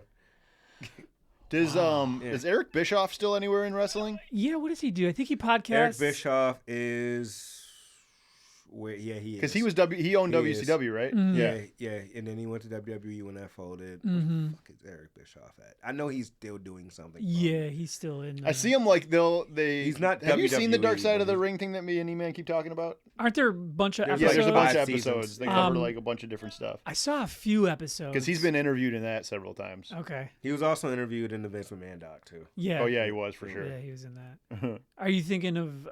They had that show coming out on Netflix. I think in a few days. Unreal. Unreal. Oh, I cannot wait for that, bro. Yeah. What is You it? see that? So they're taking kayfabe out, bro. They're showing the behind the scenes of like wrestling and stuff, like actually the show. Mm-hmm. So they're actually pulling the curtain and actually seeing like how things are actually how they pick the storylines, how That's pretty things cool. work. It's gonna be. I think it comes out next week. I haven't watched. I think there's like a second season that I haven't seen of it, but I started watching that Heels show. Have you guys seen Okay. that one? Love Is that it show. good? See it? It's all right. It's not like the greatest acting in the world, but it's like cool to get that like how he writes the matches and the behind the scenes from and the kayfabe. Arrow. Have you seen it? Yeah, I haven't seen it, but I know CM Punk Stephen Amell, and right? AJ Lee are both in the Yeah, second they season. are. Oh yeah. Yeah. Oh yeah, Punk got his like tattoos covered up for it or something. Yeah. Yeah, I remember that. I remember seeing. Speaking of clips AJ Lee, from- when is she coming back? I don't know. Yeah. I thought if she was coming, If she you was know who gonna. AJ Lee? come in Evolution. She's in Heel season 2, but that's also CM Punk's wife. Oh, okay. Yeah. All right. That's funny. Yeah, she was my favorite back in the day. I wonder what people like Deborah or like Sable are doing these days. Sable's married to Brock Lesnar Yeah. in real No life. way! Swear to God. Are you serious? That's crazy. If she didn't leave him after all those allegations, he got I forgot about that. he got named That's as like that's one that stopped. That's why he kind of took a step back. Oh, I kind of forgot about that. I kind of forgot about I that. think news that cycle. that got cleared up for him, didn't it? I don't know. I hope it does because I mean selfishly I want to see him wrestle a couple more Same. years. Wasn't Deborah actually married to Jeff Jarrett in real life for a time? Was she? Or was that just for the show? I think her and Austin got married. Oh, and that's then what it was. It was her and That was his Austin. big controversy. He like Yeah. put hands on her, and That's right. yeah, and that was kind of a controversy for him. But God, she's you know- probably like in her 60s now. yeah, you know who's still smoking hot is Trish Stratus. Stratus. Oh my God. I know. And I don't. Lita, under- actually, So for is that matter, Lita. too, Yeah. So is Lita. Yeah. And Trish still wrestles every once in a while. Like Yeah. she's with Tiffany. Mm-hmm. Yeah. Yeah. That is crazy. Yeah, Trish Stratus is great still. Yeah. I don't know about you guys. She just had. What was she just at? Like She was at Evolution. Yeah, No, last- she last, fought couple for the weeks title. ago. Yeah, Yeah. she fought Yeah. Tiffany. My like what I find like sexy in a woman is aging like as I age. Like I yeah, always thought like gracefully. you know when you're like early 20s, mid 20s, you'd be like, this is the prime, this is the hottest girl, we're here. But like as I get older, I mean, I think it's a good thing. It Yeah. probably is a sign I'm not a pedophile. But like I'm Well, that like, is a good thing. yeah, I'm like mid 30s is it. But No, I agree. But what was I gonna say? Mark Norman has that. It's such a funny joke and take on being a pedophile. He's like, yeah. And to be honest, All right, cut me out of this one. he goes. I got lucky when I was 15 years old. I like 15-year-old girls, and when I was 15-year-old girls, I like grape juice. Now I'm 35. I like 35-year-old women, and I like wine. But I still like grape juice. He's like, see how close I came? That's a Mark funny Norman's take. got a lot of those. Dude, he's a beast. He's just like, he's a machine gun. Marky. I gotta knock a few more of my like bucket list comedians off. I gotta see Bill Burr at some point. Mm-hmm. He's coming to town. Is he? I think I saw he's on tour. Oh, I gotta see that. I don't know if he's coming to Detroit. Because I I've know he's seen on tour. Mulaney, I've see- seen Attell with you, I've seen Attell. Conan, I've seen Chris Rock, I love John. Mulaney. I've seen Dave Chappelle. So there's like a few more off like the greats or my greats list, I guess that I still I want don't to see. think I've Stand-up ever comedy seen live is the like. best. I don't think I've ever seen like a legendary comedian live. Like I saw like the last comedy show, like big comedy show I went to was Trevor Wallace. Okay. But, like, How was it? See, for Was me, that at the Fillmore. Oh, okay. How was he? He was good. Because I like for me, like, I think he's hilarious. His little bits on Instagram are absolutely hilarious. But then, like, I tried watching his stand-up special that was either on Amazon, Netflix, Amazon, and I was like, this is not that funny. Yeah, it's pretty funny. It was like, I don't know, a lot of Subaru talk. Yeah. Sometimes it's interesting with the comedians because, you know, a lot of them, like most of them have podcasts now. Most of them have, you know, social media presence and stuff. And like sometimes they don't translate. You know what I mean? Sometimes someone's great on a podcast, horrible on as a stand-up comedian. Like, and so it's interesting to see what people like can really carve out a great lane in both. I think Danny Brown said, he goes like, yes, a lot of our favorite comedians aren't really funny in real life. I can can see that, and like I can see them probably not wanting to be like feeling like a clown, you know what I mean? Like, be funny, say something funny, right. You know what I mean? Like, right. And that's what I like about Attell. He just sticks to his craft. He does comedy clubs, and he doesn't really do podcast appearance. I think he's been on 2 podcasts, and that I've ever heard him on. That performance we saw of him, that was like straight up mastery of a craft, man. Like that was like one of the funniest. Like he was on, like, and there was parts that were obviously written, but then he was like great at just riffing off the top of his head, talking about topical things, talking about the city of Royal Oak or Detroit or like whatever. Like it was so masterfully done. I went down because of the Tom Brady roast. I went down the wormhole of Kill Tony. Recently. I cannot stand that. I went down. Bro, he is so I went down the no. I don't think he is, but I like the show. Like the show is great. The format of the show is great. Yeah. I don't necessarily like him, but I do like the show. Yeah. And I just like the wormhole. I'm like, okay, the actual concept of bringing these new comedians in, giving them a minute, and then like evaluate it. Because there's some dope. Like I like Cam Patterson a lot. Like, yeah, there's a lot of dopeness that came out of that show. Yeah, right. I agree. Him, William Montgomery, I like too a lot. But and it is impressive that he got. I mean, that thing started in the belly room of the Comedy Store, and he sold out Madison Square Garden with it. He's also doing some shit for SummerSlam. Like he's I know. a big wrestling fan. Too. Yeah. Yeah, Did you see the WrestleMania thing he did, the roast of WrestleMania? I didn't watch that. Okay, so it's nowhere to be found. Okay. I've only seen Twitter clips. Okay. But apparently it got really rough. That's why it's not out. I always because I love comedy, I love music, I love wrestling, and you would putting think those things together would work. I don't always like it. Yeah.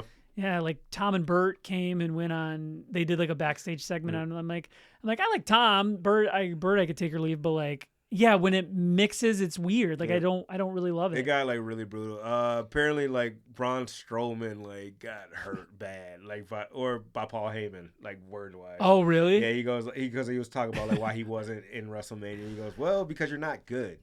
Oh shit.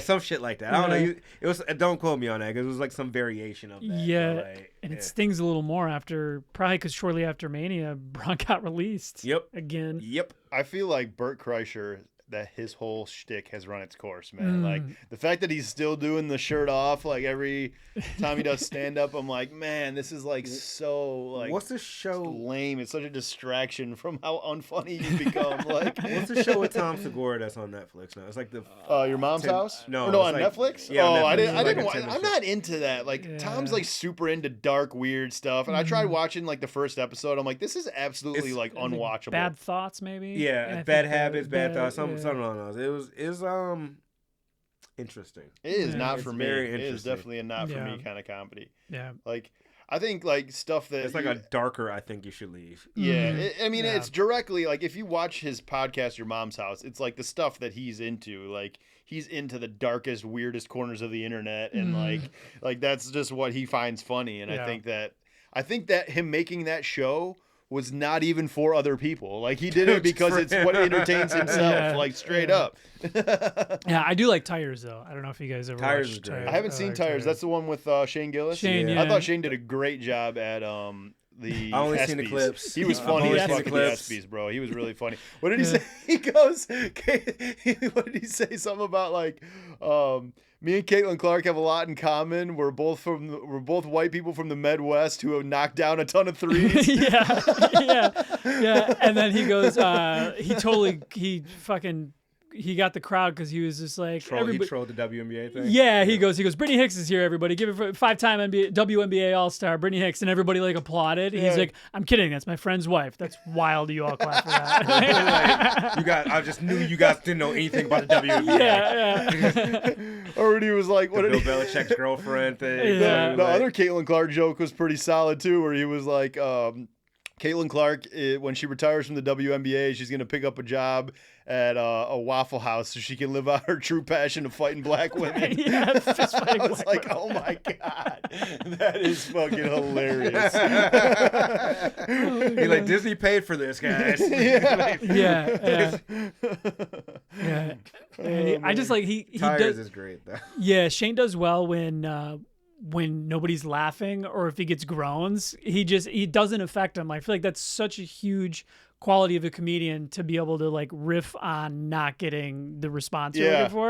You're just like, who fucking booed up there? I'll come up there and punch you, buddy. Just like whatever. Or like you brought up Norm earlier. Like Norm was also one of those comedians that would like do stuff to entertain himself, like bombing on purpose, like the whole roast that he did where he was like, I don't want to say bad things about Bob Saget, so I'm just gonna go up here and bomb like a motherfucker on purpose. Right. Like, Bob, you have the face of a flower. Yeah, a cauliflower. Just the worst jokes. So funny. Norm was a genius in that way. He was, man. R.I.P.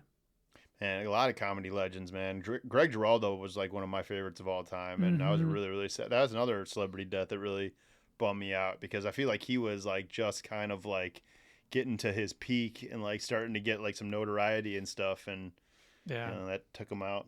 So many drug addicts, man. The dark side of comedy.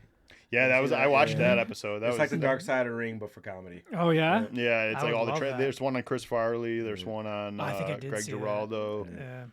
Yeah, that one. That is a sad show, man. It really does take you down a path. You got to be in the right kind of mood to watch that. Yep. Yeah, Patrice is another one. I feel Patrice was awesome. Crazy. I feel like that's another one I didn't recognize his genius till like after he had passed. Or Paul Mooney too, for that matter. Yeah, for sure. Paul Mooney was great too. Yeah. Richard Pryor, because I was too young. Like, I was a little late to the party too. I always saw his just stuff leaving because his Comedy old Central ones. played it all the time. Mm-hmm. They would play it like, that. Remember when they used to do the Secret Stash where it was like after 1 a.m. they would play uncensored comedy stuff? Yeah, that was the best.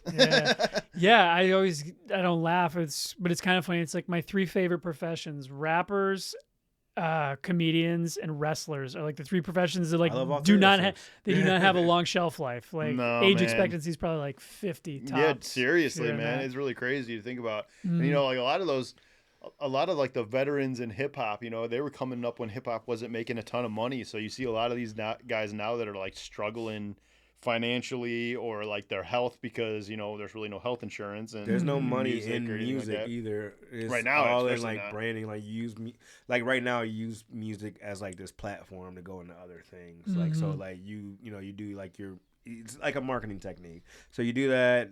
There's a lot of money in streaming. There's a lot of money in merch sales. There's all these other avenues that people go for.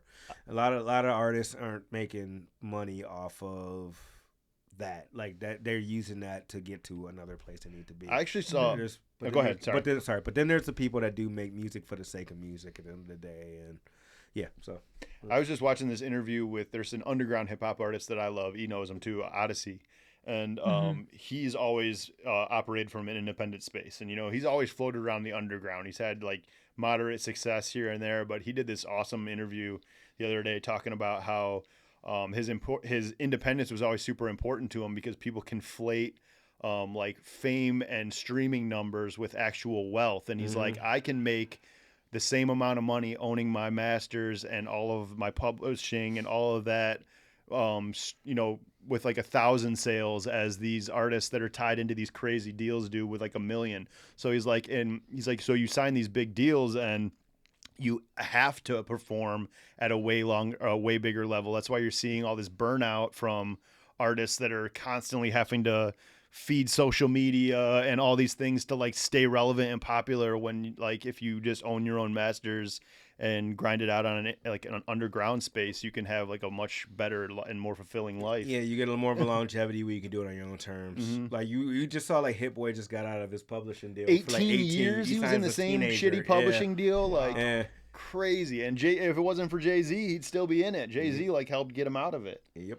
Wow. That's crazy. But I think about like when you talk about burnout, like like I was talking to I was at a trivia with a friend of mine, and Old Town Road came on. I'm like, where's Little Nas X been? Bro, where has he been? He was everywhere for like a couple of years. And I would hate being that famous. Like that's a disgusting level of fame. Yeah, that's crazy. Or like Beyonce level fame or anything like that. Like, nope, no, not thank for me. you. Yeah. I take my nice little underground spot and like, yep. I agree, man. I've been, and like, it's funny because there's been like with the YouTube stuff that I'm doing now, it's like so tempting to like click promotions and, you could pay, like throw $200 at it. And then all of a sudden you're going to get all this engagement. But it's like, I did a lot of research on it and they were like, most of the experts online say not to do that because they're like, it just gives you cheap engagement of people that are disinterested, that are really only going to come there because YouTube sent them there once, and once the promotion runs out, it's not going to, it's not going to stay there. So it's better to like organically build up your fan base and like do it that way. It just doesn't look good in this grand scheme of things, just for the fact that you got this one video with a shit ton of views, and then everything else is like 100 views, 50 views, 80 views, 200 views, something like that. But then you got this one with like 500K or some shit like that. And I think it also like if you build it like slowly, like that we've been doing, like you get to know your audience as you're doing it. You get more comfortable with your audience as it grows. If I were to like go from having 200 views on a video to now like 1 million overnight, I think I would totally overwhelm my being. You know what I mean? Right. Like I don't know if I would know how to do it. If I got like famous in my 20s, oh my God, how different of a person I would have been. Man, I mean. I just finished this piece yesterday. I spent like 11 hours working on Tyler, a comprehensive breakdown of Tyler the Creator's Chromacopia, and that's basically the theme of the whole album. Like, is playing with wearing a mask, then this persona that you put on for the public when you become famous like that, and like his battle with, then taking that off and like it conflating like your feelings on who you really are. I'm sure it's the same thing with like kayfabe and wrestling, like like losing a sense of who you really are. In Tyler's case, he got popular at 17. That's when Bastard came out. So like he's my age. He's 34 now. Yeah. So just like you kind of grew up in that spotlight. So yeah, I mean, like that shit probably changes your perception on a lot of things. So people like him, I know you're not really a big fan, but I say Bieber's another one like that too. Oh, totally. You're right. To like that, like, I think, when did Baby come out? When he was like 12? He was like 13 or 14, something like that. So people like Chris Brown's another one too. Like you grow up in these spotlights and you get these like, you get all these people around you, all this new money, this new popularity, new fame, and then like you get access to wherever the fuck you want, essentially, like that. And nobody telling you no. Exactly. You get a bunch of yes men, you get a bunch of like enablers. Like you don't get like that really core people that like kind of hold you down. A lot of them go away because it's like, oh well, I'm clearly doing good on my own because all this is happening, and then that's how you end up crashing out at the end of the day. We're seeing that huge with Drake right now. Yeah, we're seeing it right now. Yeah. I feel like sad for him in a way that he doesn't have any like. Have you seen the thing he just put out yesterday? No, what happened? So it's like this series because he has that Iceman album coming out. Yeah, which is a terrible title right now.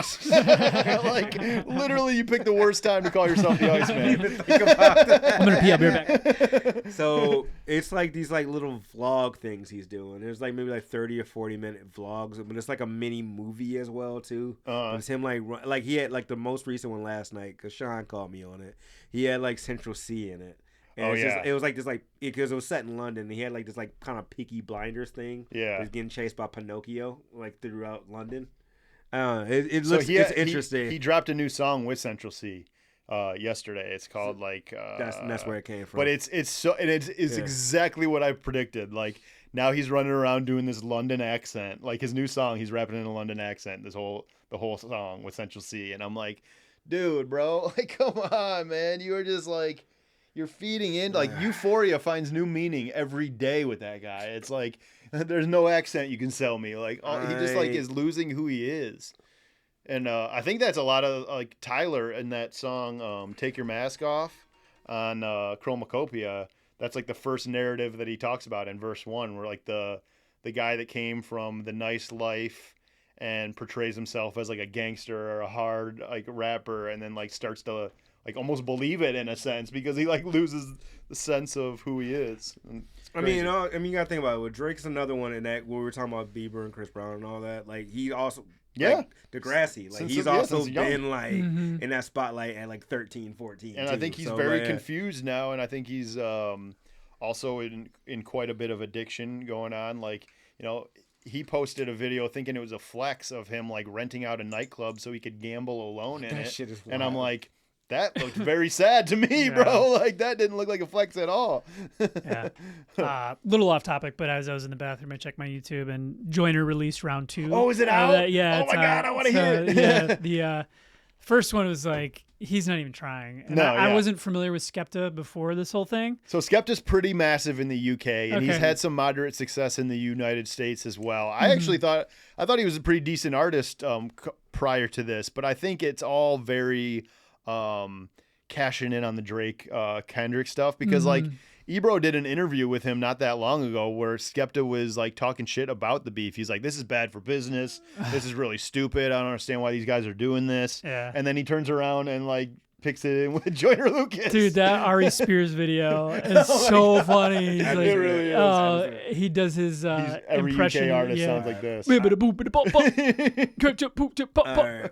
I will go on record and saying I have no idea about the Skepta Joyner Lucas thing. Wait, what? I kept out of it. I know it's in the group text. Oh yeah. I've completely because I've been so in my own shit, so I have completely checked out of anything going on with it. That. Started on Twitter. Skepta put out a tweet saying that he wants to get a battle together with someone from the United States and get together a U.S. versus the U.K.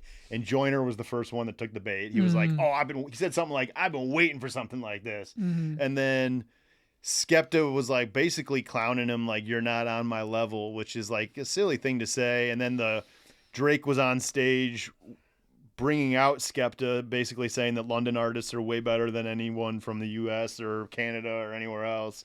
And so that kind of like added fanned the flames a little bit. Yeah. And so Skepta put out a very weak first disc called something like Fists or like, what was it? I don't remember. I can't even remember the name. Friendly Fire. Friendly Fire was the first one. And he even like mentions Ebro in it to try to get like American like media personalities to talk about it. And it just did not land anywhere. Like it was barely talked about on the internet. Joyner put out a pretty whatever response. I mean, it was better than Skepta's. Yeah. And then now Skepta has put out a second one. And now Joyner's been teasing how he's got this one coming out now. And so I guess it's out now. Yeah, 11 a.m. today is when he said it was. I will say Skepta's second track back was better. Yeah, it was better. I was still, I don't know. I'm gonna go through this probably tomorrow when I have time. It's moderately entertaining. It's silly. Yeah. I like UK rap. I like Stormzy. I like Slow Tie. I like Dave. Like I like a lot. Lil Sims. I like a lot of all those. I'm really into Bob Villain right now too. Bob Villain, yeah. But like I just like it just didn't seem appealing to me. For me, the reason why it's not appealing is like with Drake and Kendrick, they have legitimately had problems since like 2014-ish. Like ever since the Control verse dropped off and like Drake started running around, like everyone else that Kendrick mentioned in that Control verse took it on the chin and saw it as like Kendrick was bigging these people up except for Drake. And he ran around doing this press interviews with all these different media outlets talking about how much it bothered him. And so like Drake and Kendrick have subliminally been taking shots at each other for like a decade. And then it just like boiled over when, you know, the first person shooter stuff came out and then like that. So that one was way more compelling because it actually felt like something that was honest. Yeah, that's different. Even the Joey Badass shit, and that's just more for pure sport. I like that. That's pure that's sport. That's a way better like compared like thing than what's going on. I think Ray Vaughn, Joey Badass is way more entertaining than Joyner Lucas. I agree. Skepta, for I agree. I like, agree. and I've never even. I'm gonna listen to the Skepta just because I love hip hop. Yeah. So I'm gonna listen to it. I'm gonna do it. Like I'm going down the wormhole, but I am just not really inclined to go out of my way for this one, if I'm being honest. It's also just a objectively dumb thing to say that UK has better artists than the United States. Like, it's a United States of Black American art form. Like, right. No, sorry. Right. Not going to happen. I will say though that Little Sims UK has some good rappers. Little Sims has my favorite rap album of the year currently. I'm obsessed with her project Lotus, but it's because it's like deeply emotional. It's not really on some like brag rap type of shit, or it's not even in the lane of battle raps. You know what I mean? She doesn't make that kind of music. So, but Little Sims definitely amazing. Sounds like a recommendation. Oh yeah, to me. Definitely. You know, I was gonna say this. I've checked out your guys' channel again, Beats, Brews, Points of View. I'll link both of your channels, Cool. or the channel you have together and yours. If you have a separate one, shoot it over to me. Yeah, Not a we're happy to. YouTube one, no. He's For doing sure. a lot of photography work while Okay. I'm running this I've been recording all by over. Richter Well, channel. If you have an Instagram, or whatever to show your Name work, it backwards, I'll link baby. it. Yeah, there you go. I'll link it. I was gonna say my only gripe with your guys' channel is that you don't talk about Chameleonaire enough. And Chris loves Chameleonaire. And if we could just get some more Chameleonaire I'm talk, sorry. I would Hold be, up. Are you saying we don't know anything about the mixtape Messiah? Are you kidding me right now? mixtape? The Sound of Revenge. Yeah. Come on now. Like Ultimate Victory. Ultimate Victory is a great album with Hip Hop Police. Come on Yeah, now. I know a lot man. about Chameleon. I know, man. I'm waiting. I'm still waiting for him to make a comeback. He did that. He did. One He was verse. on Yeah. my man? Toby. He yeah. did that one Toby song. Louis He did? I didn't know he did a song he with did a song Toby. with Toby. Oh, He's got a nice. music video. It's pretty good. Yeah. I mean, the song he had. They're both from Houston, so Yeah. Toby had that one song with Black Thought and Royce. That was awesome. That father figure. Yep, Wow. that That song was was I incredible. listened to that song to death. That It is so good. So good. I mean, Royce goes just insane on that song. That's probably Yeah. one of the best Royce verses in years. right. Where the hell has Royce been? He by hasn't the way, put out man? a What project since like hell? the Allegory. The Allegory is the last thing. He's been doing like the stuff with his record or like his. I think Heaven Ashley Studios. Sorrell's got some stuff coming. So, But I like think even that's- that is like I feel like he's just dropping the ball on him Ashley Sorrell. Like she him should have and, been out by now. And what's my man's name that's been doing the freestyle? Courtney Bell. Courtney Bell's been too. everywhere Yeah, so. lately, man. Every time like something big comes out, I'm like, oh, he's got videos hanging out with I Pusha told T. you I or- met him. You said. Okay, Wait, yeah. where did you meet him again? L Club. L Club, L nice. Club. It was like some fashion show. You know he was in the Not Like Yeah. Us video. He's like he was in LA for that, and Who's he's this? Awesome. So there's this rapper named Courtney Bell. Okay. That around like 2018, he Okay. put out this project called 10 Commandments that caught my. I don't even know how I heard about it, Mm. but like it's fantastic. No, I was on it before Sean was. But his project 10 Commandments was amazing, and I started like promoting him pretty heavily on our podcast, and we've had like back and forth conversations on Instagram and stuff. But he's over the last couple of years is like seeming like he's kind of like on the rise. Like he was on the Joe Budden podcast, and he was hanging out. Like I'm always seeing him with different rap. There was a video going around with him Clips. rapping with Wyclef Jean the other day. He was recently with the Clips too. He took a photo. Yeah. Oh, with the really? Clips, yeah. So Okay. he seems like he has the best shot out of like the underground rappers bubbling out of Detroit right now. But there's actually a lot. Jalen There's a Frazier's lot. doing well right now There's a too. He's lot. been running around with Bizarre. Isaac Castor's been running around with Bizarre. I just and talked to Isaac like literally yesterday. I love Isaac. He's a good dude. Yeah. You know, I had a thought. I don't know if you want to do it, totally up to you. I thought it'd be a cool, like maybe video segment, since you do a lot of promoting Detroit music on your channel. I got my buddy Top Notch, who you met. Yeah, I have his CDs at home. Yeah, he sent me a ton of beats, and if I could somehow Not get Craig those over Top to Notch, you, right? different Top No, Notch. different. Okay, Yeah. right. So he started making hip hop music, and then he kind of branches off into different genres. But I thought maybe like a cool segment if I could send you a bunch of his beats, like a short where you do something like, who could you hear over this beat, That like would be which cool. rapper, I would be and then interested. play like 10 I like seconds that of the segment. beat. Totally. Yeah, like that. I've seen somebody do a segment like that, but it gave me an idea. I'm like, well, they're both from Detroit. You like talking Detroit, and yeah, I just Speaking of which, there's actually have you heard of Lazarus? Oh, yeah. Detroit rapper. So he's a Detroit rapper, He's a and he's doctor, also a too. PhD. Yeah. He's Really? also like He's a actually medical a doctor. doctor. Yeah. Okay. But he's phenomenal. Like he kind of like has like a more old school style about him. But he just put out a new song with Rakim, like the legendary Rakim the God, Really? and it's phenomenal. I'm drawing a blank on the name of the song right now, but there's a music video that they shot in Detroit for it. And it's really really good. I've been bumping that song a lot lately. Yeah. I think Detroit is like Did you on the hear, cusp of like some big stuff. The Larry June Payroll track just came on Larry June's new album. I have only listened to like part of the Larry June album. I'm so like back and forth with my thoughts on Larry June. Like sometimes I love him, I like sometimes I'm bored. rap, man. I love simplistic rap. It's just easy to listen to. I just easy driving music. Like, it is. I love Dom Kennedy. Love Currency. Like that whole style is great. Speaking of Currency, Freddie Gibbs disses him on the new Alfredo too. Is that good? I don't know. Why are you dissing Currency? That's what I'm saying, bro. I stayed up late and listened to it last night. Alfredo 2. So I'm a little conflicted in my first listen. Like, it has got some of the best beats I think I've ever heard Alchemist make. Like, definitely the best beats Alchemist of like the last 10 years. And there's an amazing song with Anderson .Paak on there that I like really, really love. And there's a handful of my love.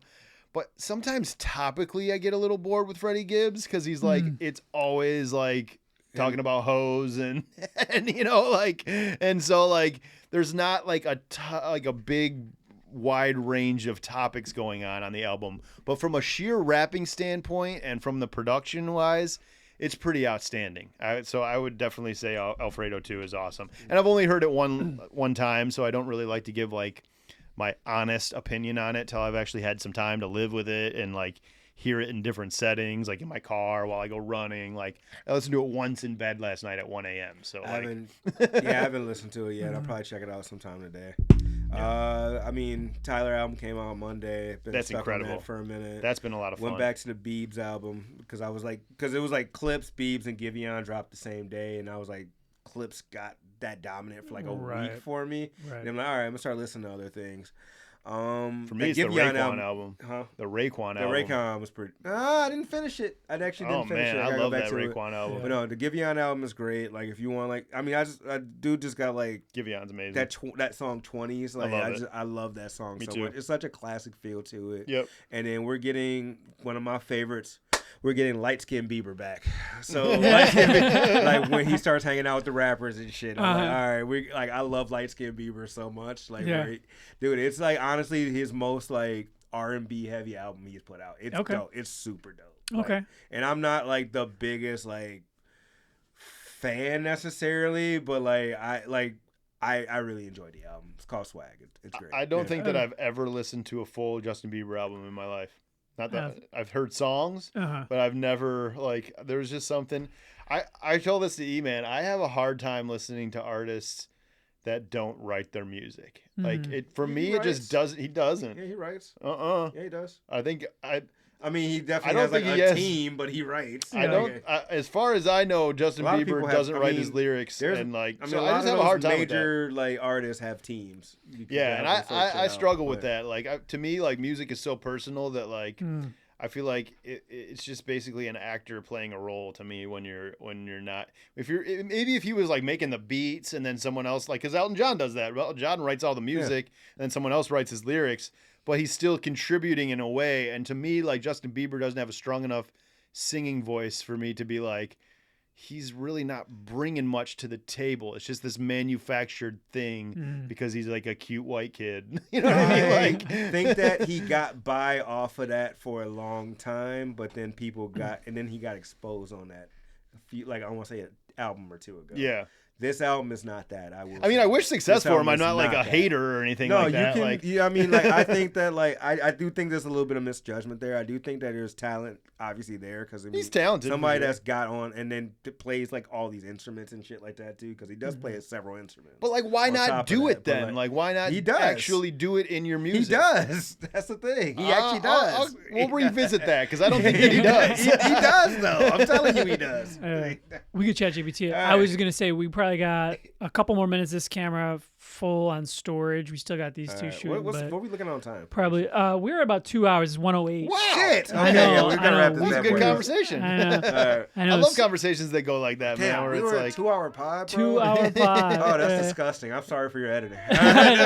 No, it should be good. I figured out a trick to where I can edit a little faster. Now that I use my work laptop, when I have like free time at work, I can just kind of get through a little bit. You know what else is the cool thing about like long form media is like numbers are kind of like a trick, really. Like if you have someone, if you had 1,000 people watch a 2-hour podcast, right, it's the same as, like if you're putting out these small little bits, yeah, because it goes on hours watched. It doesn't go on views clicked right. for YouTube. You know what I mean? Exactly. So who cares? Exactly. And I feel like that was the benefit of kind of revamping everything to where I had specifically the challenges, and I wanted to talk about that specific challenge for like half of it and then kind of bullshit the rest. Well, I found like that's cool. I'll probably still do a little bit of that, but I felt like loosening the reins and just bullshitting, it makes it easier on my head because I don't have to come up with a bunch of like questions and talking points, and it makes it easier and just guests that come on. I feel like that's our best podcast too. We'll usually have like things to fall back on in case the conversation goes stale or something like that. But the best podcasts Eman and I do are just the ones where it just flows, man. Where you're just like, bam, like, oh my God, wow, we've been recording for this long. Cool. That comes from like having like rapport and doing it for so long. Definitely. At the same time, 'cause, I mean, we're 149. Dude, our 150 episode, I cannot wait, by the way, next week. Nice. Not next week, 2 weeks from now. So that just, how does that happen like so beautifully? It's perfect. Because now Bonsai was going to be our guest anyway, and Yeah. then she's also playing at the festival that we got the media pass for. How the fuck does that work out? Yeah, So, we got invited out. There's a festival it's like a Barrel craft and beer Flow / Barrel music and Flow? festival in Pittsburgh that we got invited to run media for, and the person that was going to be because we were trying to get like a special guest for like our 150th episode, and so the person that was actually going to perform and do our 150th episode is performing at this festival, so we're just going to do the episode there. Yeah. So that'll be a lot of fun. That's the plan. So we're just going to mic everything up and just do it over there. So, Nice. yeah. That's awesome. Yeah. Well, for anybody listening to this, I will link your stuff in the description of this video. So go over there, check out your 150th. It'll probably be out around the time this comes out. Probably, so it'll be yeah. good timing because this one, I got one scheduled for this coming Monday, and this will be out probably the first week of August. Okay. So And perfect. if you can ever get Mitch back on here, man, I'd love to come back on and chop it up with Mitch. I too. know, man. Anybody, like, I figure, now that I'm kind of opening up the format and not making it so strict, like, and I have access to like a 4-mic setup, like, yeah, let's get the band in here. Yeah, and just it would be shoot a the lot of shit for fun a because while. I haven't seen Mitch in years, and I would love to chop it up with Mitch. No, me too. He does drywall and molding now. Okay. And he helped me with the project at my old house, and yeah, he's just a fun. He's a total always just character. hilarious. I love when you're talking to Mitch. Like he gets really excited when you're telling stories, and he'll like always like slap your arm or something. Exactly. And so many stories of like high school where we'd like sneak off at lunch or after school. And, Yeah. like, yeah. Just I used to do so much with him and Donnie Hoffman. Like me, Mitch, and Donnie used to hang out all the time back in the day. So Yeah. I would love to chop it up. Oh, totally. There was one time, and I know we're wrapping up here, but there was one time where I think it was just me, him, and Adam Gillikin. We rolled up to a little park just down Salts here, and we had just like gotten super high, and Adam Gillikin was in the back seat, and we were just staring at a porta potty, and a mailman went and got in it. And Gillikin's like, should I go tip it over? I'm like, absolutely not. Like, I am way too high for something like that. He's like, I'm going to fucking do it. So we went, and like, he happened to start pushing on the back as the guy was getting out. So like the door swung open, created like a wedge, but the guy was on the other side like, what the hell? Oh Like, my God. Holding up this porta potty, and Gillikin's like trying to push it. And he gets back in the car. He's like, go, go, go. I'm like, no, we have to go apologize to this man. Like, are you kidding There me? is nothing worse than when you're in a situation and especially if you're like stoned or something like that Oh, in the car, God. and one of your dumbass friends does something that you totally do not get on board with. Like Steve Aquino used to do that kind of stuff all the time, and it would drive me insane. Psychos, dude. Yeah. R.I.P. Steve. I forgot, man. That's crazy. Oh, yeah. But Quick question. yeah, he was crazy. Oh yeah, because I know you said Zach. I got just when you talk to him, I got photos for him from some match he did in Lincoln Park. I want to say. Oh, really? This is from I think last year. Okay. Yeah, because I got a bunch of shit I gotta add it, and I was like, oh yeah, I went through an old SD card and I found this. So Oh, no I'm way. like, dude, yeah, I want to go through that because I want to send it to him. So yeah. Nice. Yeah, I'll do that. Was it GCW? What It was the an promotion? XICW match. Okay. Yeah. Cool. Yeah, I know he just did that program with I know he Ricochet. did. Yeah, and, dude. I know he did. Like I know he does GCW a little bit too. So Yeah. wait, what? Well, hold on. He was with Ricochet. He was with Ricochet in AEW. Swear to God. Google or go to YouTube, type in Zach Gowen Ricochet. When was this? He did like This a had to be 3-week like in a program. year. Like It was a within year. the past 3 months. Oh shit. Yeah. Okay. Next time I haven't seen him since, but I want to go up to him and be like, dude, fuck Ricochet. All right. One more thing too, because Michigan guy. Yeah. Where's Danhausen? Danhausen? Where's Danhausen? Oh, I don't know. I don't know. I don't know much about Danhausen. I know he's in AEW and stuff like that, but he hasn't been on TV in like I feel like 2 years. Is he a Michigan guy? Yeah, I didn't know He that. used to come on Dave and Chuck sometimes and do interviews on Dave and Chuck. Nice. Yeah, I know. I just saw who's the guy that climbed Everest. Came back at All In. He did Sting's last match. Rappelled down. My man with the skateboard. Yeah. Why am I blanking on his name? He's like one of the pillars of AEW. Oh shoot. Allen. Darby Allin. Yeah. Yeah, I get those two mixed up a little bit somehow. I don't know. Danhausen is a super weird dude. And when he gets interviewed on Dave and Chuck, you're like, what the hell is going he's a on? very peculiar guy. I was thinking just because he's from Michigan and I know he was like on AEW. I'm like, where has he been? Because it's been like 2 years since he's been on TV. I didn't know that. Yeah. Interesting. Because he got hurt and then came back and then was off TV like immediately again.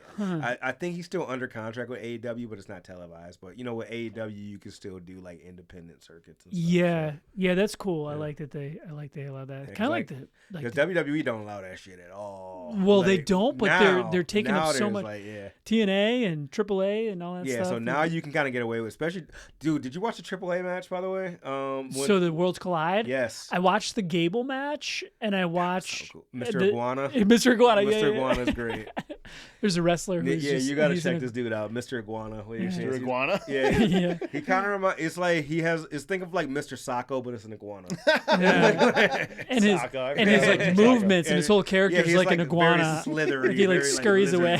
Yeah. All right. Well, we're gonna wrap on Mr. Iguana, and thanks for coming on, guys. Absolutely, man. That was a great time. Awesome. Great to meet you. I've heard a lot about you. All right. Bye, everybody. Peace.